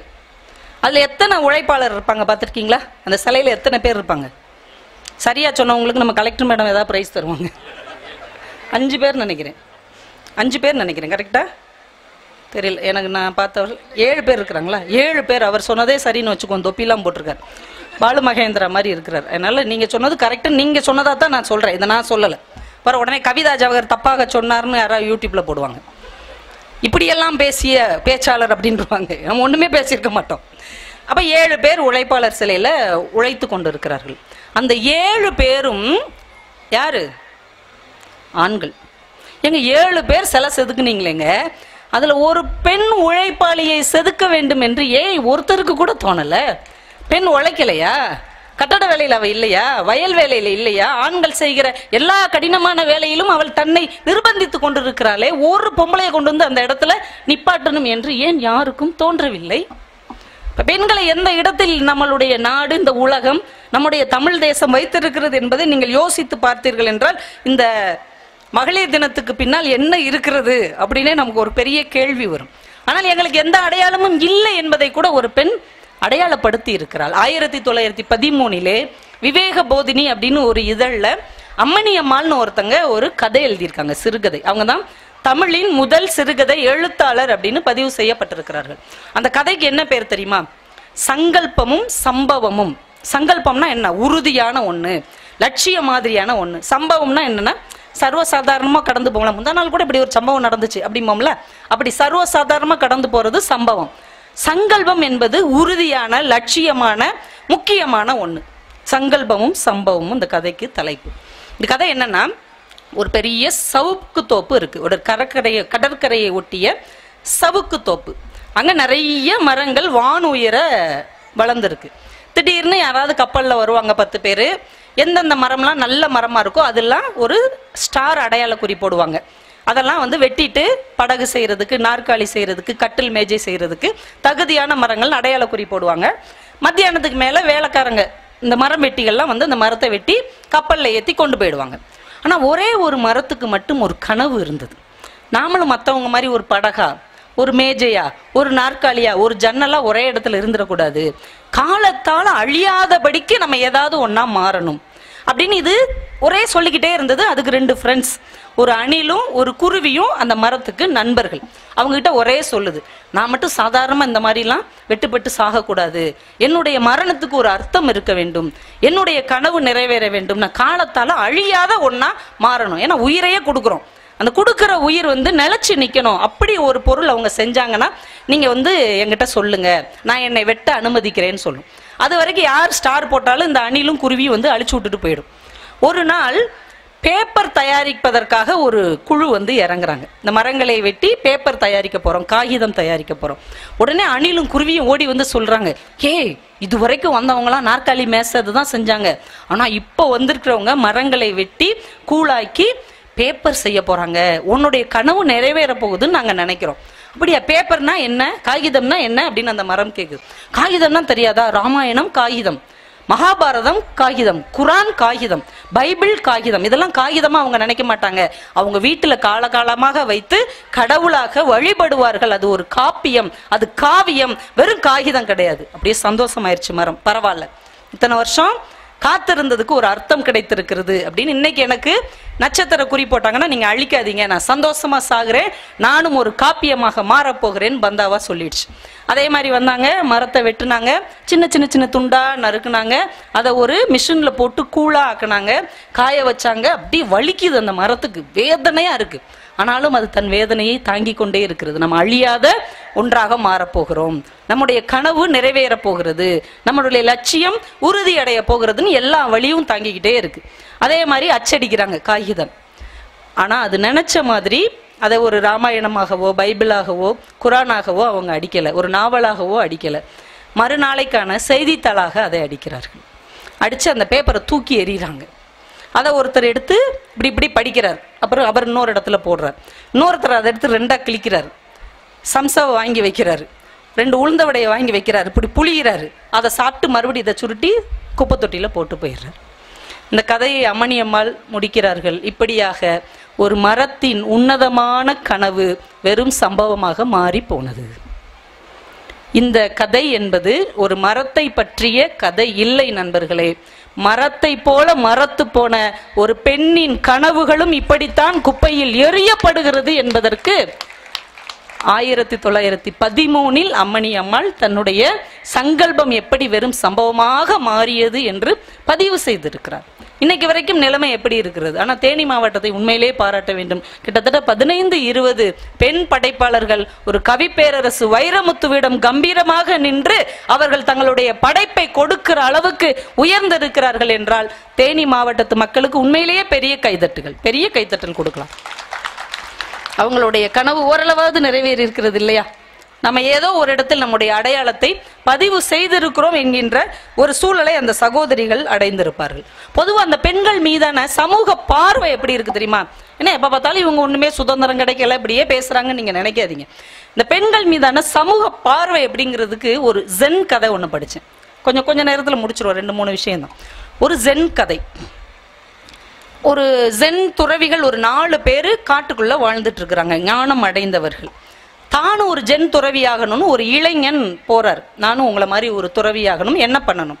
அந்த 4 துறவிகளும் சொல்றாங்க, இங்க ஒரு 4 வருஷம் நீங்க கடுமையா தவம் இருக்கணும், எல்லா உலகத்தின் பற்றுகளை எல்லாம் நீங்க துறந்துடணும். எனக்கு இது பிடிக்கும், இது பிடிக்காது, இது பெருசு, இது சிறுசு, மனுஷனுக்குள்ள பல அழுக்குகள் இருக்கு இல்லையா, அதையெல்லாம் நீங்கள் கொஞ்சம் கொஞ்சமாக கடந்து நீங்கள் உயர்ந்த நிலைக்கு வர வேண்டும், கிட்டத்தட்ட ஞானத்தை நெருங்க வேண்டும். அப்படி ஒரு சூழல் உங்களுக்குள்ள வரும்போது, அந்த ஒரு மலை உச்சி இருக்குல்ல, ஆமா, அங்க ஒரு குடிசை தெரியுதா, ஆமா, அந்த குடிசையில எங்களுடைய குருநாதர் இருக்கிறார், நீங்க அந்த குடிசைக்கு போகலாம். 4 வருஷம் கழிச்சு உங்களுடைய நிலைமையில நீங்க உயர்ந்த பிறகு நாங்க சொல்லுவோம், நீங்க அங்க போய் அந்த குடிசை கதவை தட்டணும். குருநாதர் கதவை திறப்பாரு, நீங்க ஒரே ஒரு கேள்வி கேட்கலாம். இந்த 4 வருடமும் நீங்கள் எல்லாவற்றையும் கடந்த பிறகும் கடக்காத ஒரு கேள்வி இருக்கும் இல்லையா, அவங்க ஞானத்தை அடைவதற்கு, அந்த வேள்வியின் தேடலான கேள்வியை, ஒரு கேள்வியை நீங்க குருநாதர்கிட்ட கேட்கலாம். குருநாதர் பதில் சொல்லுவாரு, நீங்க திரும்பி கீழே வரும்போது எங்களை மாதிரி ஜென் துறவி ஆயிடுவீங்க. அவனுக்கு ரொம்ப சந்தோஷம். 4 வருஷமும் கடுமையான பயிற்சிகளை, தவத்தை எல்லாமே செய்யறான். 4 வருடம் நிறைவடையுது, எந்த குறையும் இல்லை. ஒரே ஒரு ஒற்றை கேள்வி அவனுக்குள் தொக்கி நிற்கிறது. இப்ப 4 துறவிகளும் சொல்றாங்க, உனக்கான நேரம் வந்து விட்டது, நீ மலை உச்சிக்கு போ, குருநாதர்கிட்ட உன் கேள்வியை கேளு, திரும்ப வா, 5 துறவிகளாக நாம் மாறிவிடுவோம். அவன் சரி அப்படின்னு அந்த மலை உச்சிக்கு ஏறுறான். சாப்பாடு கிடையாது, தண்ணி கிடையாது. 2-3 நாள் கஷ்டப்பட்டு அந்த மலை உச்சிக்கு ஏறி அந்த குடிசை கதவை திறக்கிறான். இந்த குடிசை கதவை திறக்கிறார் குருநாதர். திறந்த உடனே இவன் கேட்கிறான், அப்ப நீங்க பொம்பளையா? அந்த குருநாதர்கிட்ட, அப்ப நீங்க பொம்பளையா? ஆம் அப்படின்ட்டு அவங்க கதவை அடைச்சிடுறாங்க. கதவை உங்களுக்கு புரியுதா? குடிசை கதவை தட்டுறான், ஒரு பெண் கதவை திறக்கிறாங்க, அப்ப நீங்க ஒரு பொம்பளையா? ஆம் அப்படின்னு அவங்க கதவை அடைச்சிட்டாங்க. இனிமே இவன் ஞானத்தின் கேள்வியை யார்கிட்டையும் கேட்க முடியாது. ஏன்? இத்தனை பற்றுகளை துறந்த ஒருவனுக்கு குருநாதர் என்று ஒருவர் இருந்தால் அவர் ஆணாகத்தான் இருப்பார் என்று மனசுல ஆழமா தங்கிருச்சு. அப்ப அங்க ஒரு பெண் இருந்தா இவங்க தானே நம்ம குருநாதர், அப்ப அந்த கேள்வியை கேட்கணும்ல. ஆனா அவன் கேட்கல. ஏன்? பெண் அந்த இடத்தில் இருக்க முடியாது என்று முற்றும் துறந்த ஒரு முனிவன், ஒரு துறவி நம்புறான். இதுதான் இந்த உலகத்தில் பெண்கள் மீதான சமூக பார்வை. கலெக்டர் வர்றார் அப்படின்னு சொன்ன உடனே உங்க மனசுல என்ன தோணும்? பொதுவா கலெக்டர் வர்றார், டாக்டர் வந்துட்டு இருக்கிறாரு, ஏன் எஸ்ஐ வந்துட்டு இருக்கிறாங்க, கொஞ்சம் வழி விடுங்க அப்படின்னு சொன்னா உங்க மனசுல தோணுகிற உருவம் யாருக்கு சொந்தமானது? சொல்லுங்க. ஆண்களுக்கு தானே சொந்தமானது. அப்ப கலெக்டர் அப்படின்னா அங்க ஒரு பெண் இருப்பாங்க அப்படின்னு நம்மளுக்கு ஏன் தோணல? டாக்டர் அப்படின்னா ஒரு பெண் வருவாங்க நமக்கு ஏன் தோணல? ஏனென்றால் உயர்ந்த பதவிகளில் எல்லாம், அறிவில் சிறந்த இடத்தில் எல்லாம், ஞானத்தின் உயர்ந்த இடத்தில் எல்லாம் ஆண் தான் இருக்க முடியும் என்று நம் மனதில் ஆழமாக நம்புகிறோம். இதுதான் பெண்களுக்கு எதிரான ஒரு சூழலாக நான் இன்றைக்கு பதிவு செய்கிறேன். மகளிர் தினம் என்பது ஒரு இடத்தில் நீங்கள் ஆணை வைத்து பார்க்கும்போது அதே இடத்தில் ஒரு பெண்ணும் இருக்க முடியும் என்று சமமாக என்றைக்கு உங்களுக்கு தோன்றுகிறதோ அன்றைக்கு தான் இந்த மகளிர் தினம் நாம் கொண்டாடுவதிலே ஒரு அர்த்தம் இருக்கும் என்று நான் நம்புகிறேன். இப்ப சமூக பார்வை பெண்களுக்கு எதிராக இப்படி போய்கொண்டிருக்கிற பொழுது மகளிர் தினத்தை நாம் இன்றைக்கு கொண்டாடி கொண்டு இருக்கிறோம். சாதாரண என்ன சொல்லுவாங்க, பெண்கள் அப்படின்னா உடல் பலவீனமானவங்க. ஏன் இப்படிலாம் நம்ம நினைக்கிறோம்? பெண்களால நிறைய படிக்க முடியாது, பெண்களால தவம் செய்ய முடியாது, பெண்களால ஞானம் பெற முடியாது, அதற்கு அவங்களுடைய உடல் பலவீனம் தடையாக இருக்கும். இதான காலகாலமா நம்ம நம்புறோம்.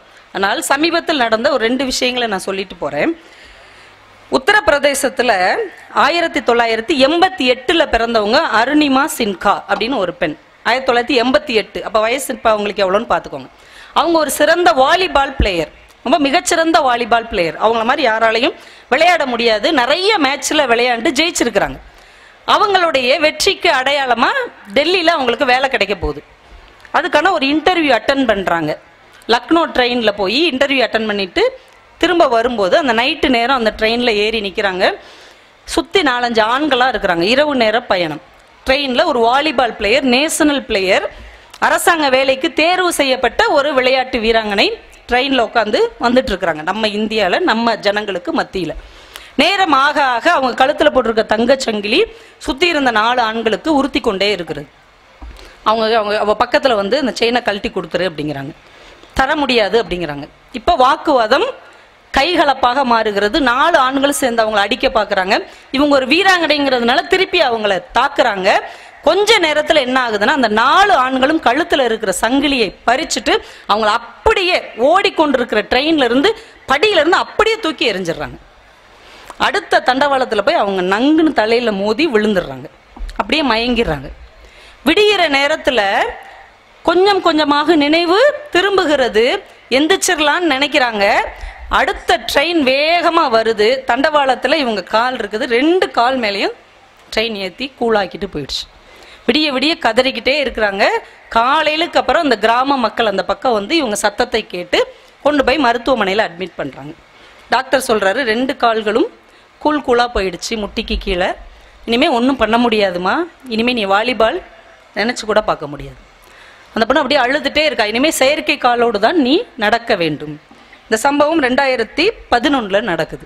இப்போ சுற்றி இருக்கிறவங்களாம் சொல்கிறாங்க, உன் வாழ்க்கையும் முடிஞ்சு போச்சு, இனிமேல் நீ என்ன பண்ண போற? இந்த விளையாட்டை வச்சு தானே வேலை வாங்கின, இதை வச்சு தானே உன் சாதனைகளை நீ அளவீடு செய்தாய், இதுதானே உனக்கு லட்சியமாக இருந்தது, இனிமேல் என்ன செய்ய போற, என்ன செய்ய போற? இதே கேள்வி தன்னுடைய தெரிந்த நண்பர்கிட்ட கேட்குறாங்க. இந்த மாதிரி 2 காலும் இல்லாதவங்க ஏதாவது சாதிச்சிருப்பாங்கல்ல, இல்லை சாதிக்காம இருப்பாங்கல்ல, அப்படி ஏதாவது இருக்குதா? அவர் சொன்னார், 2 காலும் இல்லாத பெண் ஒருத்தி எவரெஸ்ட்டை இதை வரைக்கும் தொட்டதே இல்லை அப்படின்னார். 2 கால்களும் இல்லாத ஊனமுற்ற ஒரு பெண் செயற்கை கால்கள் அணைந்து கொண்டு இதுவரைக்கும் எவரெஸ்ட்டை தொட்டதே இல்லை அப்படின்னார். அந்த இடத்துல சொன்னா, டிஸ்சார்ஜ் ஆகுறதுக்கு முந்தின நாள் சொன்னா, அந்த சாதனையை நான் செய்வேன், 2 கால்களும் இல்லாத ஒருத்தி எவரெஸ்ட்டை தொட்டால் என்று நான் பதிய வைப்பேன். 2011 இது நடக்குது. 2013 மே 21 எவரெஸ்ட் மலையின் உச்சியை தொட்ட முதல் உடல் ஊனமுற்ற பெண் என்று வரலாற்றில் தன் பெயரை அவள் பதிவு செய்கிறார். பெண் என்பவள் உடலால் பலவீனப்பட்டவள்.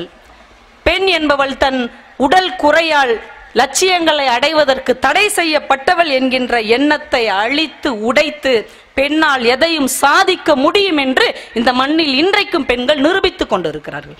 சாதாரண உங்கள்கிட்ட கேட்கிறேன், ஒரு கண்ணு தெரியாத, 2 கண்ணும் தெரியாத, காது கேட்காத, வாய் பேசாத ஒரு பெண் குழந்தை ஏதாவது சாதிக்க முடியுமா? 2 கண்ணும் தெரியாது, 2 காதும் கேட்காது, வாய் பேச முடியாது. 1880 பிறகுது அந்த குழந்தை, அது பெண் குழந்தை. இது ஏதாவது சாதிக்குமா? அது வாழுமா? அதால வாழ முடியுமா? ஆனால் அந்த பெண் குழந்தை என்ன சாதித்தது தெரியுமா? 5 மொழிகள் கற்றது, 12 புத்தகங்கள் எழுதியது, 39 நாடுகளுக்கு பயணம் செய்து தன்னை போலவே இருக்கிற மனிதர்களை மீட்டு எடுத்தது. அந்த பெண் குழந்தையின் பெயர் ஹெலன் கெல்லர் என்று சரித்திரம் பதிவு செய்திருக்கிறது. 2 காது கேட்காது, 2 கண்ணும் தெரியாது, வாய் பேச முடியாது. ஆனால் என்னால் என்னை இங்கே அடையாளப்படுத்த முடியும், உலகத்தின் சிறந்த பெண்மணி என்று அந்த நூற்றாண்டுக்கான விருதை அந்த பெண் வாங்கிவிட்டு தான் இறந்து போனாள். அதனால பெண் என்பவள் பலவீனமானவள் என்று தயவு செய்து யோசிக்காதீர்கள். நம்ம இந்தியால சில வருடங்களுக்குள்ள நடந்தது. காஃபி டே அப்படின்னு ஒரு மிகப்பெரிய நிறுவனம், இந்தியா முழுக்க கிளைகள் வைத்திருந்த ஒரு நிறுவனம், திடீர்னு தொழில நஷ்டமாகுது, 7000 கோடி கடன். சித்தார்த் என்ன பண்ணார்? அந்த நிறுவனத்தின் முதலாளி, உரிமையாளர் சித்தார்த், என்னால் இதை சமாளிக்க முடியவில்லை என்று எழுதி வைத்துவிட்டு தற்கொலை செய்து கொண்டு செத்து போனார். அவங்க மனைவி என்ன பண்ணாங்க? இதுவரைக்கும் அலுவலகத்தில், நிறுவனத்தில் எந்த ஒரு பொறுப்பிலும் இருக்காத மாளவிகா கொஞ்சம் கூட மனம் தளராது, 20-25 வேலைக்காரர்கள் நம்மை நம்பி இருக்கிறார்கள் என்று எழுந்து வந்தார். ஒரே ஆண்டில் 3000 கோடி ரூபாய் கடனை அவர் செலுத்திவிட்டு இன்றைக்கு நிறுவனத்தை வெற்றிகரமாக நடத்தி கொண்டிருக்கிறார். வீட்டில் சாதாரணமாக பேசுறதுலாம் பிரச்சனை இல்லை. சன் டிவி பட்டிமன்றம் ஒன்றிலும் நான் பேசுகிறேன், அதுவும் பிரச்சனை இல்லைன்னா அது ஒரு 7-8 நிமிடம் பேசுவது தான். அது தேவைன்னா அவங்க நிறுத்திப்பாங்க, திரும்ப ரெக்கார்ட் பண்ண முடியும், அந்த வசதிகள் இருக்கிறது. ஆனால் முதலாக ஆடியன்ஸுக்கு முன்னாடி வந்து நின்று கிட்டத்தட்ட ஒரு 1 மணி நேரம் 1.25 மணி நேரம் நான் பேசிய முதல் நிகழ்ச்சியே கோவையிலே நடந்த நிகழ்ச்சி தான். எனவே இந்த மண்ணுக்கே உரிய அன்பு, பிரார்த்தனைகள் இவைதான் என்னுடைய சொற்களுக்கு சக்தியை தந்தன.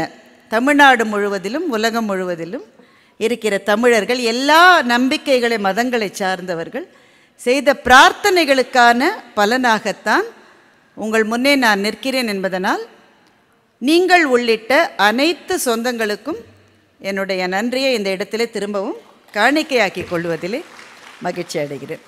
கொடிசியா வளாகத்துக்கு நிறைய முறை நாங்கள் வந்து பேசியிருக்கோம். இந்த அரங்கத்தில் பேசுவது என்பது ஒரு மகிழ்ச்சி எப்போவுமே. எனக்கு இன்றைக்கு கூடுதல் மகிழ்ச்சி என்னவென்றால், ஒரு 2 நாட்களுக்கு முன்னால் என்னுடைய ஆசான் இதே மேடையில் நின்று பேசியிருக்கிறார். திரு ஜெயமோகன் அவர்கள் உரையாற்றிய இந்த மேடையில், யார் தருவார் இந்த அரியாசனம் புவி அரசோடு எனக்கும் ஒரு சரியாசனம் என்று அவர் பேசிய மேடையிலே எனக்கும் பேசுவதற்கு வாய்ப்பு கிடைத்தது என்பதே எனக்கு பெரிய பெருமை என்று நினைத்து இந்த மேடையில் என்னுடைய ஆசிரியரனுடைய பாதங்களையும் வணங்கி மகிழ்கின்றேன். இப்போ எவ்வளவு நேரம் நாமெல்லாம் இருக்கலான்ற ஒரு முடிவு இருக்குது நமக்கு. முதல்ல அதை நம்ம ஓப்பனாக பேசிக்கலாம். பல இடங்களில் மரியாதையை கருதி எவ்வளவு நேரம் வேணால் பேசுங்கம்பாங்க. கோயம்புத்தூர்காரங்க அப்படிலாம் சொல்ல மாட்டாங்கன்னு நினைக்கிறேன். கையை காட்டுறாரு. எவ்வளோ 8 மட்டுமா? நீங்கள் இருப்பீங்க, ஆடியன்ஸ் இருக்கணுமே. ஒரு 1 to 1.25 மணி நேரம்னு யோசிக்கிறேன். ஆனால் உங்களை பொறுத்தது. இப்போ ஒரு பேச்சாளனை பற்றி எப்போவுமே நான் என்ன நினச்சிப்பேன்னாக்க, ஒரு பேச்சாளன் கூட நிகழ்த்துக்கலையை செய்கிறவன் தான். தம்பி செல்வேந்திரன் மிக அற்புதமாக ஒரு புத்தகம் எழுதியிருக்கிறார். இப்போதெல்லாம் யாராவது என்னிடம் நானும் பேச்சாளராகணும்னு கேட்டுக்கிட்டு சில பேர் வருவாங்க. நீங்கள் எப்படி பேச்சாளர்றீங்கன்னு கேட்டீங்கன்னா எனக்கு பதிலே தெரியாது. எப்படி ஆன ஏதோ ஒரு விபத்து தான் என்பதை தாண்டி என்னிடம் பதிலே கிடையாது. ஆனால் இப்போது அப்படி யாராவது கேட்டால், தம்பி எழுதியிருக்கிற பேச்சுலகின் பொன் விதிகள் என்கிற புத்தகத்தை தான் அவர்களுக்கு நான் பரிந்துரை செய்கின்றேன். எனக்கு ஒரு கமிஷனும் கிடையாது அதில். அந்த புத்தகத்தில் என் பேரை அவர் சேர்க்கவும் இல்லை, எக்ஸப்ட் ஒரே ஒரு இடத்தை தவிர. அதனால் உண்மையிலேயே ஒரு பேச்சாளராக வேண்டும் என்று நினைக்கிறவர்கள் திட்டமிட்டால் என்னென்ன செய்யணும் என்பதை மிக அழகாக வரிசைப்படுத்தி இருக்கிறார். அப்படி எந்த திட்டமிடலும் இன்றி பேச்சாளர்கள் சில பேர் இருக்காங்க. நான் அதில் ஒன்று. எனக்கு என்ன தோன்றும் என்றால், நிகழ்த்துக்களை செய்கிறவர்களிலேயே பேச்சாளர்கள் ஒரு தனி ரகம் என்று எனக்கு தோன்றும். அப்படின்னா என்ன அர்த்தம்? இப்போது ஒரு எழுத்தாளர் இருக்கிறார்னு வச்சுக்கோங்களேன். இப்போ இவர் ஐயா ஜெயமோகனே இருக்கார், இல்லை எஸ் ராமகிருஷ்ணன் இருக்கார். பெரும்பாலும் இவர்கள் தனியே இருந்து எழுதுவதைத்தான் விரும்புவார்கள்.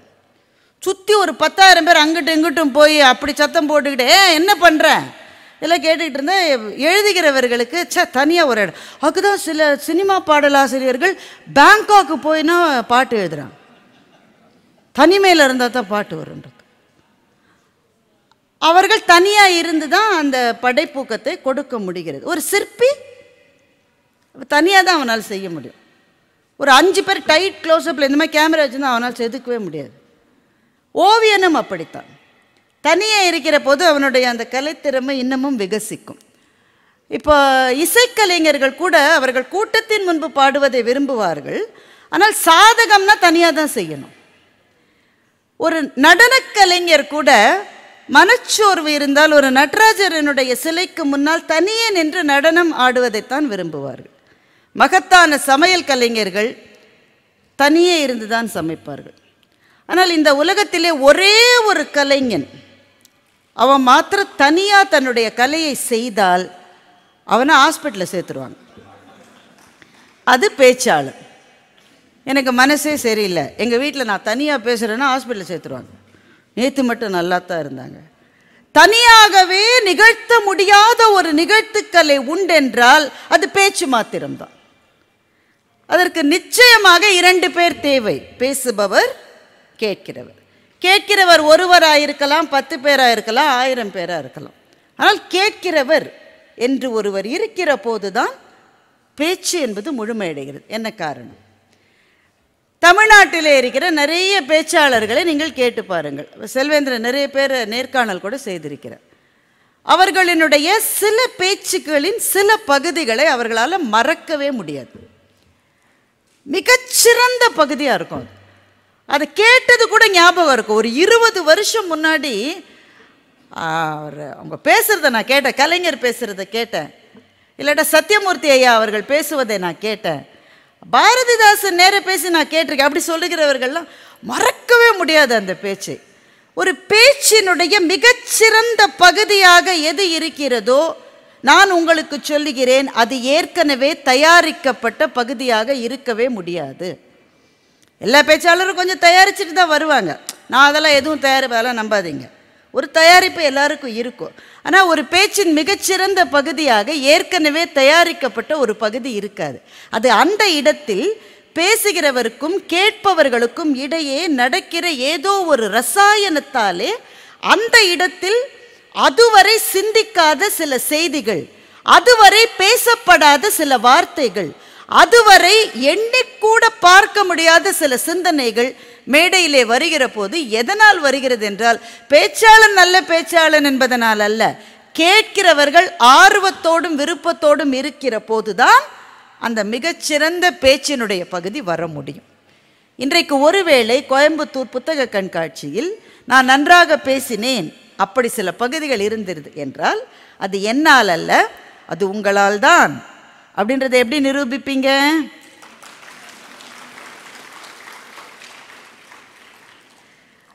அதனால் யாருமே கைத்தட்டாமல் மௌனமாக அவ்வளோ ஒரு கட்டுப்பாடு இங்கே கிடையாது. சில கிராமங்கள்லாம் நாங்கள் பேச போகும்போது கையே தட்ட மாட்டாங்க. நமக்கு என்னடா, ஒரு படத்தில் வடிவேலு நடக்கிற படத்தில் கேட்டுக்கிட்டே இருப்பாருங்க, சரியாக தானே நான் பேசுகிறேன். நமக்கே சந்தேகமாக இருக்கும். நம்ம சில சமயம் நம்ம பேசுகிற அந்த டைலெக்ட் அவங்களுக்கு போய் சேராது, ரொம்ப வித்தியாசமாக இருக்கும். கன்னியாகுமரியிலலாம் சில பகுதிகளுக்கு நீங்கள் போகும்போது சென்னை தமிழோ கோவை தமிழோ திருச்சியில் பேசுகிற தமிழோ அங்கே அவங்களால அது வேறு விதமாக இருக்கும். புரியலையா, கையை தட்ட மாட்டாங்க. அப்புறம் கூப்பிட்டே கேட்டு எதுக்காக கை கூட தட்ட மாட்டேன். அதில் பெரியவங்க பேசும்போது கை தட்டக்கூடாதுல்ல. அப்படிலாம் ஒரு கட்டுப்பாடும் கிடையாது, நான் அவ்வளோ பெரியவரும் கிடையாது. அதனால் நீங்கள் உங்கள் மகிழ்ச்சியையோ உங்களினுடைய வியப்பையோ வெளிப்படுத்துவதற்காக நிச்சயமாக கைத்தட்டலாம், மகிழலாம். அதனால் சிட் பேக், ரிலாக்ஸ், என்ஜாய். ஒரு மணி நேரம் அவர் இன்னும் கூட கொஞ்சம் கூடுதலாக சொல்லியிருக்காரு, பார்க்கலாம், போக போக பார்த்துக்கலாம். பெருமக்களே, வாழ்க்கையும் வாசிப்புன்ற ரொம்ப எளிமையான தலைப்பு தான் எனக்கு கொடுக்கப்பட்டிருக்கிற தலைப்பு, அல்லது நான் தேர்ந்தெடுத்திருக்கிற தலைப்பு. இது புத்தக கண்காட்சி என்பதனாலே இங்கே இதை பேசுவது தான் பொருத்தமாக இருக்கும் என்றும் நான் நினைத்தேன். இப்போ என்னிடம் நீண்ட பட்டியல்லாம் எதுவுமே கிடையாது. நான் உங்களிடம் சொல்ல போவது, வாசிப்பு வாழ்க்கையை என்ன செய்யும் அதுதான் நான் சொல்ல போகிறேன். எனக்கு என்ன செய்தது என்கின்ற சில பர்சனல் எக்ஸ்பீரியன்ஸ் ஷேரிங்கும் இங்கே இருக்கும். முதல் விஷயம் என்ன நம்ம தெரிஞ்சுக்கணும்னா, கடவுள் சில பேரை இந்த உலகத்தில் படைத்து அனுப்பி இருக்கிறார். வாசிப்பதற்காகவும் எழுதுவதற்காகவும் மாத்திரமே அவர்கள் இந்த உலகத்திலே இருக்கிறார்கள். அதுதான் அவர்களுடைய ஆன்மாவினுடைய ராகம். ஆனால் எல்லாருமே அப்படி இல்லை. எல்லாருமே அப்படி இருந்தா உலகம் நடக்கவே நடக்காது. அப்புறம் கொடிசியாவை யார் நடத்துறது, சேரை யார் போடுறது, வந்தவங்களுக்கு சாப்பாடு யார் ஒவ்வொருத்தருக்கும் ஒரு வேலை இருக்கு. சில பேருக்கான வேலையே படிப்பதும் எழுதுவதும் எழுத்துலகத்தினுடைய செயல்பாடுகளுக்குள் இருப்பது. இவங்க ரொம்ப ரொம்ப ரொம்ப டைனி பாப்புலேஷன். அவங்க மொத்த மக்கள் தொகையில் 1 விழுக்காடு கூட அவங்க இருக்க மாட்டாங்க. நாம் அவர்கள் இல்லை. முதல்ல அதை நாம் ஒத்துக்கொள்ள வேண்டும். நாம் இதற்கு அடுத்த அடுத்த அடுத்த அடுத்த படிநிலைகளில் இருப்பவர்கள். சில பேர் ஏதோ ஓரளவு படிக்கிறாங்க, நம்ம ஓப்பனாக பேசலாம், நமக்குள்ள என்ன. சில பேர் என்கிட்ட கேட்கவே கேட்குறாங்க, எல்லா புத்தக கண்காட்சிக்கும் போகிறீங்க நீங்கள், உங்ககிட்ட ஒரு கேள்வினர், நான் கூட இவர் ஜெயகாந்தனிலிருந்து கேட்க போகிறாரா, ஜெயமோகனை பற்றிய விசாரணையா அப்படின்னு அவர் என்கிட்ட கேட்டார். புத்தகத்தை எடுத்த உடனே தூக்க வருதே, நான் என்ன செய்யறதுன்னு கேட்டேன். இது ஒரு ஆழமான பிரச்சனை தான். நான் சொன்னேன், சார் எனக்கு பல சமயம் தூக்கம் வரல. தூக்கம் வராமல் கஷ்டப்படுறதை விட புத்தகத்தை எடுத்து தூங்குற நீங்க எவ்வளவு பெரிய அதிர்ஷ்டசாலின்னு யோசிச்சு பாருங்க. இப்போ நீங்களாம் புத்தக கண்காட்சிக்கு வந்திருக்கீங்க, ஆண்கள் பெண் நிறைய பெண்கள் இருக்கீங்க. முதல்ல எனக்கு ரொம்ப மகிழ்ச்சி. அதுக்கு இளைஞர்களும் இருக்கீங்க. இந்த அளவு கூட எல்லா இடத்து சில பேர் பிள்ளைகளை வேற கூட்டிகிட்டு வந்திருக்கீங்க. எவ்வளவு துணிச்சலாக பிள்ளைகளை கூட்டிகிட்டு வரீங்க. அவங்களுக்காக ஒரு தடவை கை தட்டுங்க எல்லாரும். ஏன்னா வந்து உட்கார்ந்த உடனே அவன் கேட்பான், இந்த ஆண்டி எப்போ பேசி முடிப்பாங்க? உடனே 10 நிமிஷத்தில் முடிச்சிடுவாங்க. போய் சொல்லி கூட்டிகிட்டு வந்திருக்காங்க. பிள்ளைகளை அழைத்து தூங்குற பிள்ளை வேறு அந்த மாதிரி தூக்கிட்டு வராங்க பாவம். பிள்ளைகளையும் அழைத்து புத்தக கண்காட்சிக்கு குடும்பத்தோடு வருகிற உங்களுக்கு வாழ்த்துக்கள். என்னென்னா இங்கே புத்தகங்களை கணவர் வாங்குறாருன்னா எல்லா மனைவிகளும் ஒத்துக்க மாட்டாங்க. போன வருஷம் வாங்கின புக்கெல்லாம் படித்தாச்சான்னு அந்த அம்மா கேட்கும். ஏன்னா அந்த அம்மாவுக்கு எப்போவுமே நினைவாற்றல் அதிகம். அதுக்கு நல்லா தெரியும் அந்த அந்த கவரையே இன்னும் பிரிக்கலன்னு அந்த அம்மாவுக்கு தெரியும்.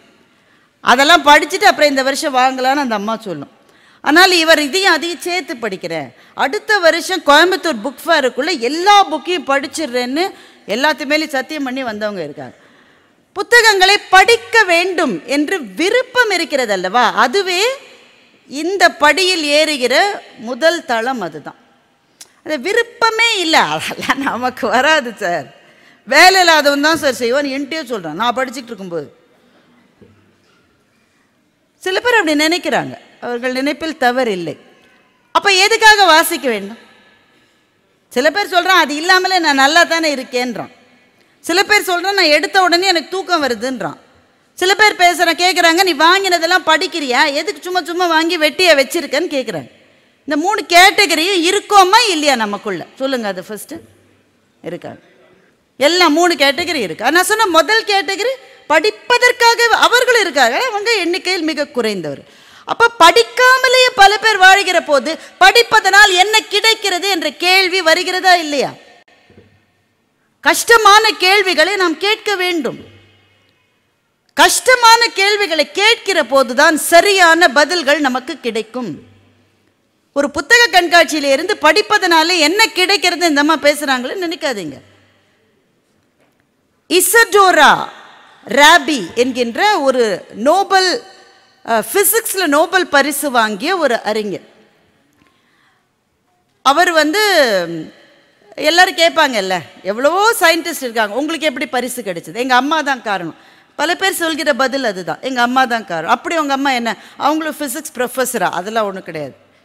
அப்போ அவங்க என்ன செஞ்சாங்க, அவர் சொன்னார், என்ன நாங்கள் யூஎஸ்க்கு வந்துட்டோம், அந்த நாசி ஆட்சியில் ஜூஸ் எல்லாருமே தப்பிச்சு வேறு வேறு நாடுகளுக்கு போனாங்க இல்லையா, நாங்கள் அது மாதிரி அமெரிக்காவுக்கு வந்துட்டோம்.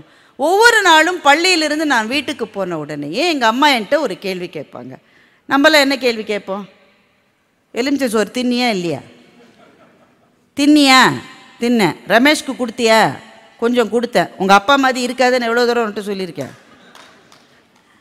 நீ மாத்திரம் சாப்பிடணும் தான் என்ன சிப்ஸ் வச்சு காமி, டிஃபன் பாக்ஸை காமி. இது எல்லா மக்களும் கேட்பது. ஏன்னா தவறு இல்லை, நம்ம தானே கஷ்டப்பட்டு செஞ்சு கொடுத்துருக்கோம், ஒழுங்காக சாப்பிட்டான்னு பார்க்க வேண்டியது முதல் எண்ணமாக இருக்கும். 2வது கேள்வி என்ன கேட்போம்? ஃபிசிக்ஸ் மார்க் வந்துதா? வந்துதும்மா. ஏன்னா வரலன்னு சொன்னால் உடனே நீங்கள் ஃபோன் பண்ணி ரமேஷோட ஃப்ரெண்டு விஜயாவோட அம்மாவுக்கு ஃபோன் பண்ணி ஃபிசிக்ஸ் மார்க் வந்து தான் வெரிஃபை பண்ணுவீங்கன்னு அவனுக்கு தெரியும். அந்த ஒரே காரணத்துக்காக மார்க் வந்ததுன்னு அவன் சொல்லுவான். எவ்வளோ மார்க்கு? 90. நம்ம உடனே என்ன செய்வோம்? பாக்கி 10 எங்கே? காலங்காலமாக நம்ம கேட்குற கேள்வி இதுதான். இதுதான் ட்ரெடிஷ்னல் கொஸ்டின்ஸ் அம்மாக்கள் கேட்பது. இப்போ அப்பாக்களும் கேட்கிறார்கள். ஆனால் இசடோரா ராபியினுடைய அம்மா என்ன கேள்வி தினம் கேட்பாங்களான்னு தெரியுமா? ஒவ்வொரு நாளும் ஸ்கூல்லேருந்து வர பிள்ளைகிட்ட இன்னைக்கு வகுப்பில் ஆசிரியர்களிடம் நீ எவ்வளவு கேள்விகளை கேட்டாய் என்று கேட்பார்கள். இதை படித்தப்போ எனக்கு அது ரொம்ப இன்ட்ரெஸ்டிங்காக இருந்தது. ஏன்னா நம்முடைய குழந்தைகள், குறிப்பாக நம்முடைய கல்வி சூழலில் வளர்கிற நம்முடைய குழந்தைகளுக்கு கேள்வி கேட்க வேண்டும் என்பதை ஒரு உத்வேகமாக, ஒரு பாடமாக, ஒரு அறிவுரையாக கூட நாம் சொல்லுவதில்லை. ஏனென்றால் கேள்வி கேட்பது என்பதே அத்துமீறுவது என்கின்ற சிந்தனையிலிருந்து நாம் இன்னும் விடுபடவில்லை. நான்லாம் ஸ்கூலில் படிக்கிற போது கட்டாயமாக எழுந்து கேள்வி கேட்ட டீச்சர் உட்காரு உட்காரு, எல்லாருக்கும் விளங்கிச்சு உனக்கு விளங்கலையா என்று சொல்லுவார்கள் என்ற பயத்துக்காகவே இன்னும் புரியலன்னாலும் புரிஞ்சது மிஸ்ன்னு தலையாட்டாமல் ஒரு நாள் கூட இருந்தது கிடையாது. ஆனால் புரியல, இது சரியா இல்லையே, இது புரியலையேன்னு நம்ம எந்திரிச்சு கேள்வி கேட்கிற அந்த ஒரு கலாச்சாரமே நம்மள்கிட்ட இருந்தது இல்லை. ஒரு சீன பழமொழி சொல்லுகிறது, ஒரு வகுப்பில் எழுந்து கேள்வி கேட்கிறவன் அந்த நேரத்தில் முட்டாள், கேள்வி கேட்காதவன் வாழ்நாளெல்லாம் முட்டாள் என்று ஒரு சீன பழமொழி சொல்லுகிறது. இதையும் தாண்டி கேள்வி கேட்டவங்க நிஜமாவே ஜீனியஸாக இருந்தால் தான் கேள்வி கேட்க. ராமானுஜன் கேள்வி கேட்டு இருக்கிறார். 3ஆம் வகுப்பில் டிவிஷன் சொல்லி கொடுத்த போது ஆசிரியர் சொன்னார், 10 பேர் இருக்கீங்க, 10 மாம்பழம் இருக்குன்னா ஆளுக்கு எவ்வளோ கிடைக்கும்? ஒவ்வொருத்தருக்கு ஒன்று கிடைக்கும் சார். 100 பேர் இருக்கீங்க, 100 மாம்பழம் இருக்குது, ஆளுக்கு எவ்வளோ கிடைக்கும்? ஒவ்வொருத்தனுக்கு ஒன்று கிடைக்கும் சார். அப்போ அவர் சொன்னார், எந்த நம்பரையும் அதே நம்பரால் டிவைட் பண்ணால் எப்பவுமே 1 தான் பதிலாக வரும். If you divide any number by the same number you always get 1. இதை தான் அவர் சொல்லியிருக்கார். ராமானுஜன் எழுந்து கேள்வி கேட்டிருக்கிறார், யாருமே இல்லை, ஒரு மாம்பழமும் இல்லை, அப்பவும் எல்லாருக்கும் 1 கிடைக்குமா என்று கேட்டிருக்கிறார். Isn't it a philosophical question? Because 0 divided by 0 is not 1. இந்த கேள்வியை 3ஆம் வகுப்பில் படிக்கிற போது ராமானுஜன் கேட்டார். அது கூட அது ஆச்சரியம் இல்லை. அந்த ஆசிரியர் அந்த கேள்வியை புரிந்து கொண்டு, நீ உட்காருடா, தேவையில்லாமல் கேள்வி கேட்காதன்னு சொல்லாமல், இந்த பையன் வித்தியாசமாக யோசிக்கிற பையனாக இருக்கான், நீ கணக்கில் பெரிய ஆளாக வருவ என்று சொல்லுகிற அளவு அந்த ஆசிரியர் இருந்திருக்கின்றார். கேள்வி கேட்பது ரொம்ப முக்கியம். எனவே இந்த மன்றத்தில் நான் கேட்கிறேன், வாசிப்பு என்கின்ற பழக்கமே இல்லாதவர்கள் பல பேர் கம்ஃபர்டபுளாக இருக்கிற போது வாசிப்பு நமக்கு என்ன தந்துவிடும்? இந்த கேள்விக்கு பதில் கிடைத்தால்தான் நான் முதல் படி 2வது படி மேலே மேலே ஏறி. வாசிப்பு எதை தரும்? வாசிப்பு என்பது ஒரு புகைவண்டி செல்லுகிற போது இருக்கிற 2 தண்டவாளங்களில் ஒன்று வாழ்க்கை என்றால் இன்னொன்று வாசிப்பு என்று நான் புரிந்து கொள்வேன். ஒன்றின் துணையோடு ஒன்று இருக்கிற போது பயணம் ரொம்ப சுலபமாகவும் வேகமாகவும் சௌகரியமாகவும் நடப்பதற்கு வாய்ப்புகள் இருக்கு. அதுலேயே டீரெயில் ஆகிறது, கவுந்து விழுறது, எரிஞ்சு போகிறது, அதெல்லாம் இருக்கு. ஆனால் ஒரு வாய்ப்பு இருக்கிறது. அப்படி எந்த விதத்தில் வாசிப்பு நம்முடைய வாழ்க்கையை வளப்படுத்த முடியும்? இது எப்படி 2 தண்டவாளத்தில் ஒரு தண்டவாளம் வாழ்க்கையும் இன்னொரு தண்டவாளம் வாசிப்பும் என்றால் ஒன்றுக்கு ஒன்று உதவி பண்ணணும்ல. எந்த விதத்திலே வாசிப்பு உதவி இருக்கிறது?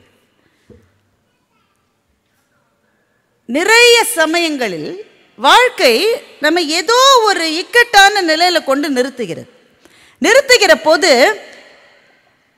இங்கே இருக்கிற அத்தனை பேரையும் நான் கேட்குறேன், அடல்ட்ஸ், சின்ன பிள்ளைங்களா விட்டுருங்க, அவங்க சந்தோஷமாக இருக்கிறதுக்குன்னு கடவுள் அவர்களை படைத்திருக்கிறார். அவர்கள் என்றைக்கும் அப்படியே இருக்கணும்னு நாம் மனசார அவர்களை இன்றைக்கு வாழ்த்துகிறேன். ஆனால் அது முடியுமான்னு தெரியல. ஒரு வயதுக்கு பிறகு இங்கே இருக்கிற ஒவ்வொரு மனதிலும் ஏதோ ஒரு வலி இருக்கிறது, ஏதோ ஒரு வேதனை இருக்கிறது, எங்கேயோ ஒரு அவமானம் தொக்கி நிற்கிறது. துடைக்கப்பட வேண்டிய கண்ணீர் துளிகள் ஒவ்வொரு கண்ணிலும் வெளியே தெரியாமல் உறைந்திருக்கின்றன. ஒவ்வொரு நெஞ்சத்திலும் ஒரு காயம் இருக்கிறது. யாராவது கையை பிடிச்சு என்னம்மா என்று சொன்ன உடனேயே அழுது விடக்கூடியவர்கள் இங்கே இருப்பவர்களில் ஒரு 10% நிச்சயமா இருப்பாங்க. என்னன்னே தெரியாது, என்னடா கண்ணு என்னம்மா, நான் உடனே அழற அளவு இது மட்டும் ஏதோ ஒரு வேதனையோ ஒரு தோல்வியோ ஒரு அவமானமோ அழுத்தி கொண்டிருக்கிறவர்கள் நிறைய பேர் இருக்காங்க சார், நிறைய இருக்காங்க. வாசிப்பு என்ன தருகிறது என்றால், யார்கிட்டையுமே சொல்ல முடியாத சில விஷயங்களை பேசுவதற்கான ஒரு ஆளை நமக்கு அது தேடி பிடிச்சிக்கிட்டு வருது. ஒரு புத்தகத்தை நான் படிக்கிறேன்னு வைங்களேன், அந்த எழுத்தாளர் யாருன்னு எனக்கு தெரியாது, அவர் பேர் தெரியும் போட்டிருக்காதுல்ல, அவர் கருப்பா சிவப்பா, அவர் இதுவா அதுவா. இப்போ தமிழ்நாட்டில் முக்கியமான கேள்வி அது தானே, யார் எதை சொன்னாலும் ஓ நீ அதுவா, ஓ நீ இதுவா. இப்போ ஒரு விவாத மேடை தொலைக்காட்சியில் நடக்கிறதுனா ஒருத்தர் வந்து பேசுகிறாருன்னா அவர் யாருன்னு நமக்கு தெரியலன்னா கவலைப்படாதீங்க, அவரை யார் எதிர்க்கிறார் என்பதை வைத்தே இவர் யார் என்பதை நீங்கள் கண்டுபிடித்து விடலாம். இதுவா அதுவா, இந்த ஒரு கேள்வியில் தானே நம்ம நின்றுட்டு இருக்கோம் இன்னைக்கு. எனக்கு அது தெரிய வேணாம், இந்த எழுத்தாளன் இதுவா அதுவான்னு எனக்கு தெரிய வேண்டாம். சில சமயம் இது ஆனா பெண்ணான்னு கூட எனக்கு தெரிய வேண்டாம், அந்த பேர்லேருந்து சில சமயம் கண்டுபிடிக்க முடியல. ஆனா பெண்ணான்னு எனக்கு தெரிய வேண்டாம். அவர் என்ன என்ஜினியரா, அவர் டாக்டர், அவர் எதுவுமே படிக்கலையா, அவர் விவசாயியா, அவர் சிறு தொழில் செய்கிறவரா, அவர் கோயம்புத்தூர்காரரா, அட இவர் நாகர்கோவில்காரர், இவர் அந்த டைலக்ட்லேருந்து சில சமயம் கண்டுபிடிக்க முடியும். இப்போ பாரதி திருநெல்வேலிக்காரன், மகாகவி பாரதி, நானுமே திருநெல்வேலிக்காரி தான். மகாகவி பாரதி திருநெல்வேலிக்காரன் என்பதை அவன் எந்த இடத்துலையும் சொல்லாமலே நம்ம கண்டுபிடிக்க முடியும். எப்படி அவன் எழுதுறான்? புல்லாங்குழல் கொண்டு வருவான், அமுது பொங்கி ததும்பும் நற்கீதம் படிப்பான்னு போட்டுட்டான். கீதம்னா பாட்டு. பாட்டு எல்லாரும் என்ன செய்வாங்க? பாடுவாங்க. யார் ஒருத்தர் பாட்டை படிக்கிறதுன்னு சொன்னானோ கட்டாய திருநெல்வேலிக்காரனாக தான் இருக்க முடியும். பாட்டை படிக்கிறவன் எப்பவுமே திருநெல்வேலிக்காரன் தான். அப்போ பாரதி கோவில்பட்டிக்காரன் தானே. புல்லாங்குழல் கொண்டு வருவான், அமுது பொங்கி ததும்பும் நற்கீதம் படிப்பான்னு நம்பாளே கோவில்பட்டிக்காரன்.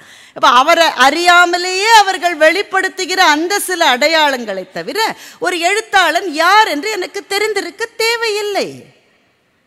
அவன் யாருன்னு தெரியாமலேயே என் மனதில் இருப்பதை எனக்கு முன்னே அவன் பேசுகின்றான்.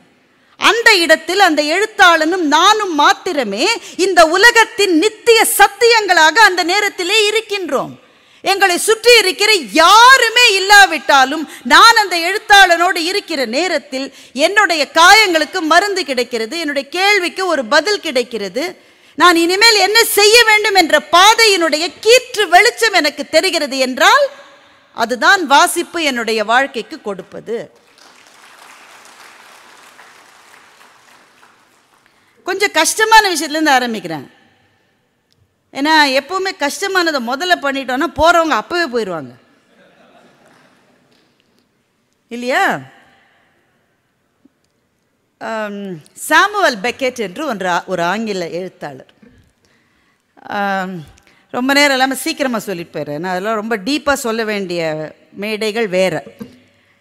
வெயிட்டிங் ஃபார் கோடாட்னு சொல்லி அவர் ஒரு புத்தகம் எழுதினார். Waiting for Goddard.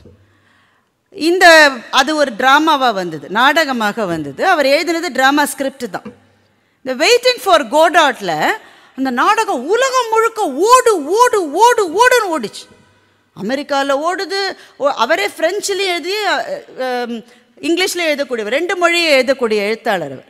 ஃப்ரான்ஸில் ஓடுது, ஐரோப்பா முழுக்க ஓடுது, எல்லா ஊர்லேயும் அந்த ட்ராமா ஓடுது. அந்த நாடகம் என்னன்னா 3 பேர் உடல் பேரலைஸ் ஆனவர், அதான் நகர முடியாத ஒருத்தர், பார்வை இல்லாத ஒருத்தர். இவங்க 2 பேருக்கும் பணியாளராக இருக்கிறவர்கள் 3 பேரும் எதற்காகவோ காத்திருக்கிறார்கள். இந்த நாடகத்தினுடைய சுவாரஸ்யம் என்னன்னா எதுக்காக காத்திருக்காங்கன்னு கடைசி மட்டும் தெரியாமலேயே நாடகம் முடிஞ்சிடும். நாம் இருந்தால் 2 கல்லாவது எரிஞ்சிருப்போம்ல. எவ்வளோ நேரம் நான் நாடகம் பார்த்துருக்கேன். 3 பேரும் எதற்காகவோ காத்திருக்கிறார்கள்.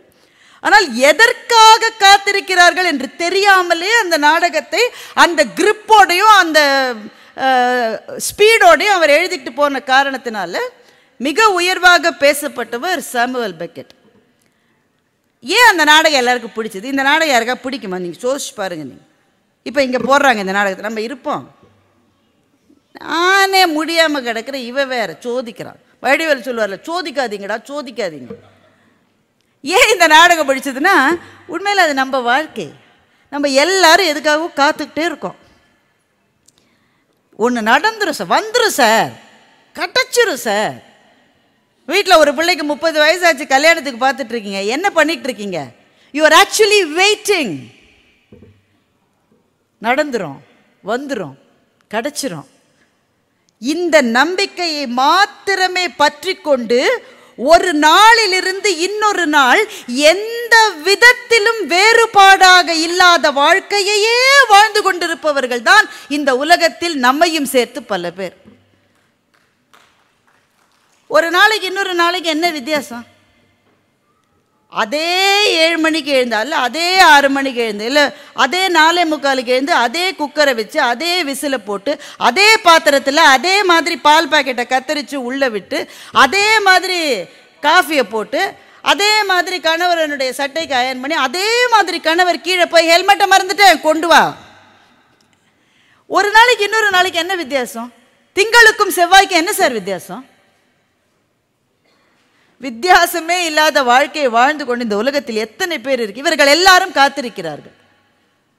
இந்த காத்திருத்தலை நினைவுபடுத்தியது இந்த நாடகம், அவ்வளவுதான். அந்த நாடகத்தினுடைய உச்சத்தில் என்ன நடக்கிறது என்று தெரியவில்லை. ஆனா ஏதோ ஒன்று நடக்கிறதுன்ற அறிகுறிகளோடு நாடகம் முடிகிறது. அதனால நாடகம் முடிஞ்சு எழுந்து போறப்போ எல்லாருக்கும் நம்பிக்கை இருக்கு, கடைசியில ஒன்று வந்துரும்பான். அதுதான் அந்த நாடகத்தினுடைய வெற்றிக்கு காரணம் என்று அந்த நாடகம் உலகம் முழுவதும் கொண்டாடப்பட்டது. எனக்கு இது ரொம்ப பிடிச்சமான ஒரு கான்செப்ட். ஏன்னா எல்லாரும் காத்துட்டு இருக்கோம், ஏதோ ஒரு உயர்வு, ஏதோ ஒரு மாற்றம். ஒரு நாளாவது கணவர் நல்லா இருக்கு சாப்பாட்டுன்னு சொல்லிடுவார்னு எத்தனை மனைவிகள் காத்திருக்கிறார்கள் ஆண்டு கணக்காக. என்னைக்காவது ஒரு நாள் என்னோட மனைவி என்னை புரிஞ்சுப்பான்ற ஒரே நம்பிக்கையில் எத்தனை ஆண்கள் காத்திருக்கிறார்கள். காத்திருக்கீங்களா இல்லையா? அதுக்கும் கை தட்டலன்னா அப்புறம் நான் என்ன செய்யறது உங்களுக்கு?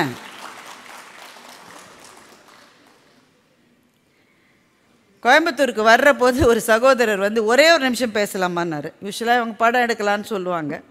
பல பேருக்கு படம் எடுக்கவும் தெரியாது, அவங்க மேல் தவறு இல்லை.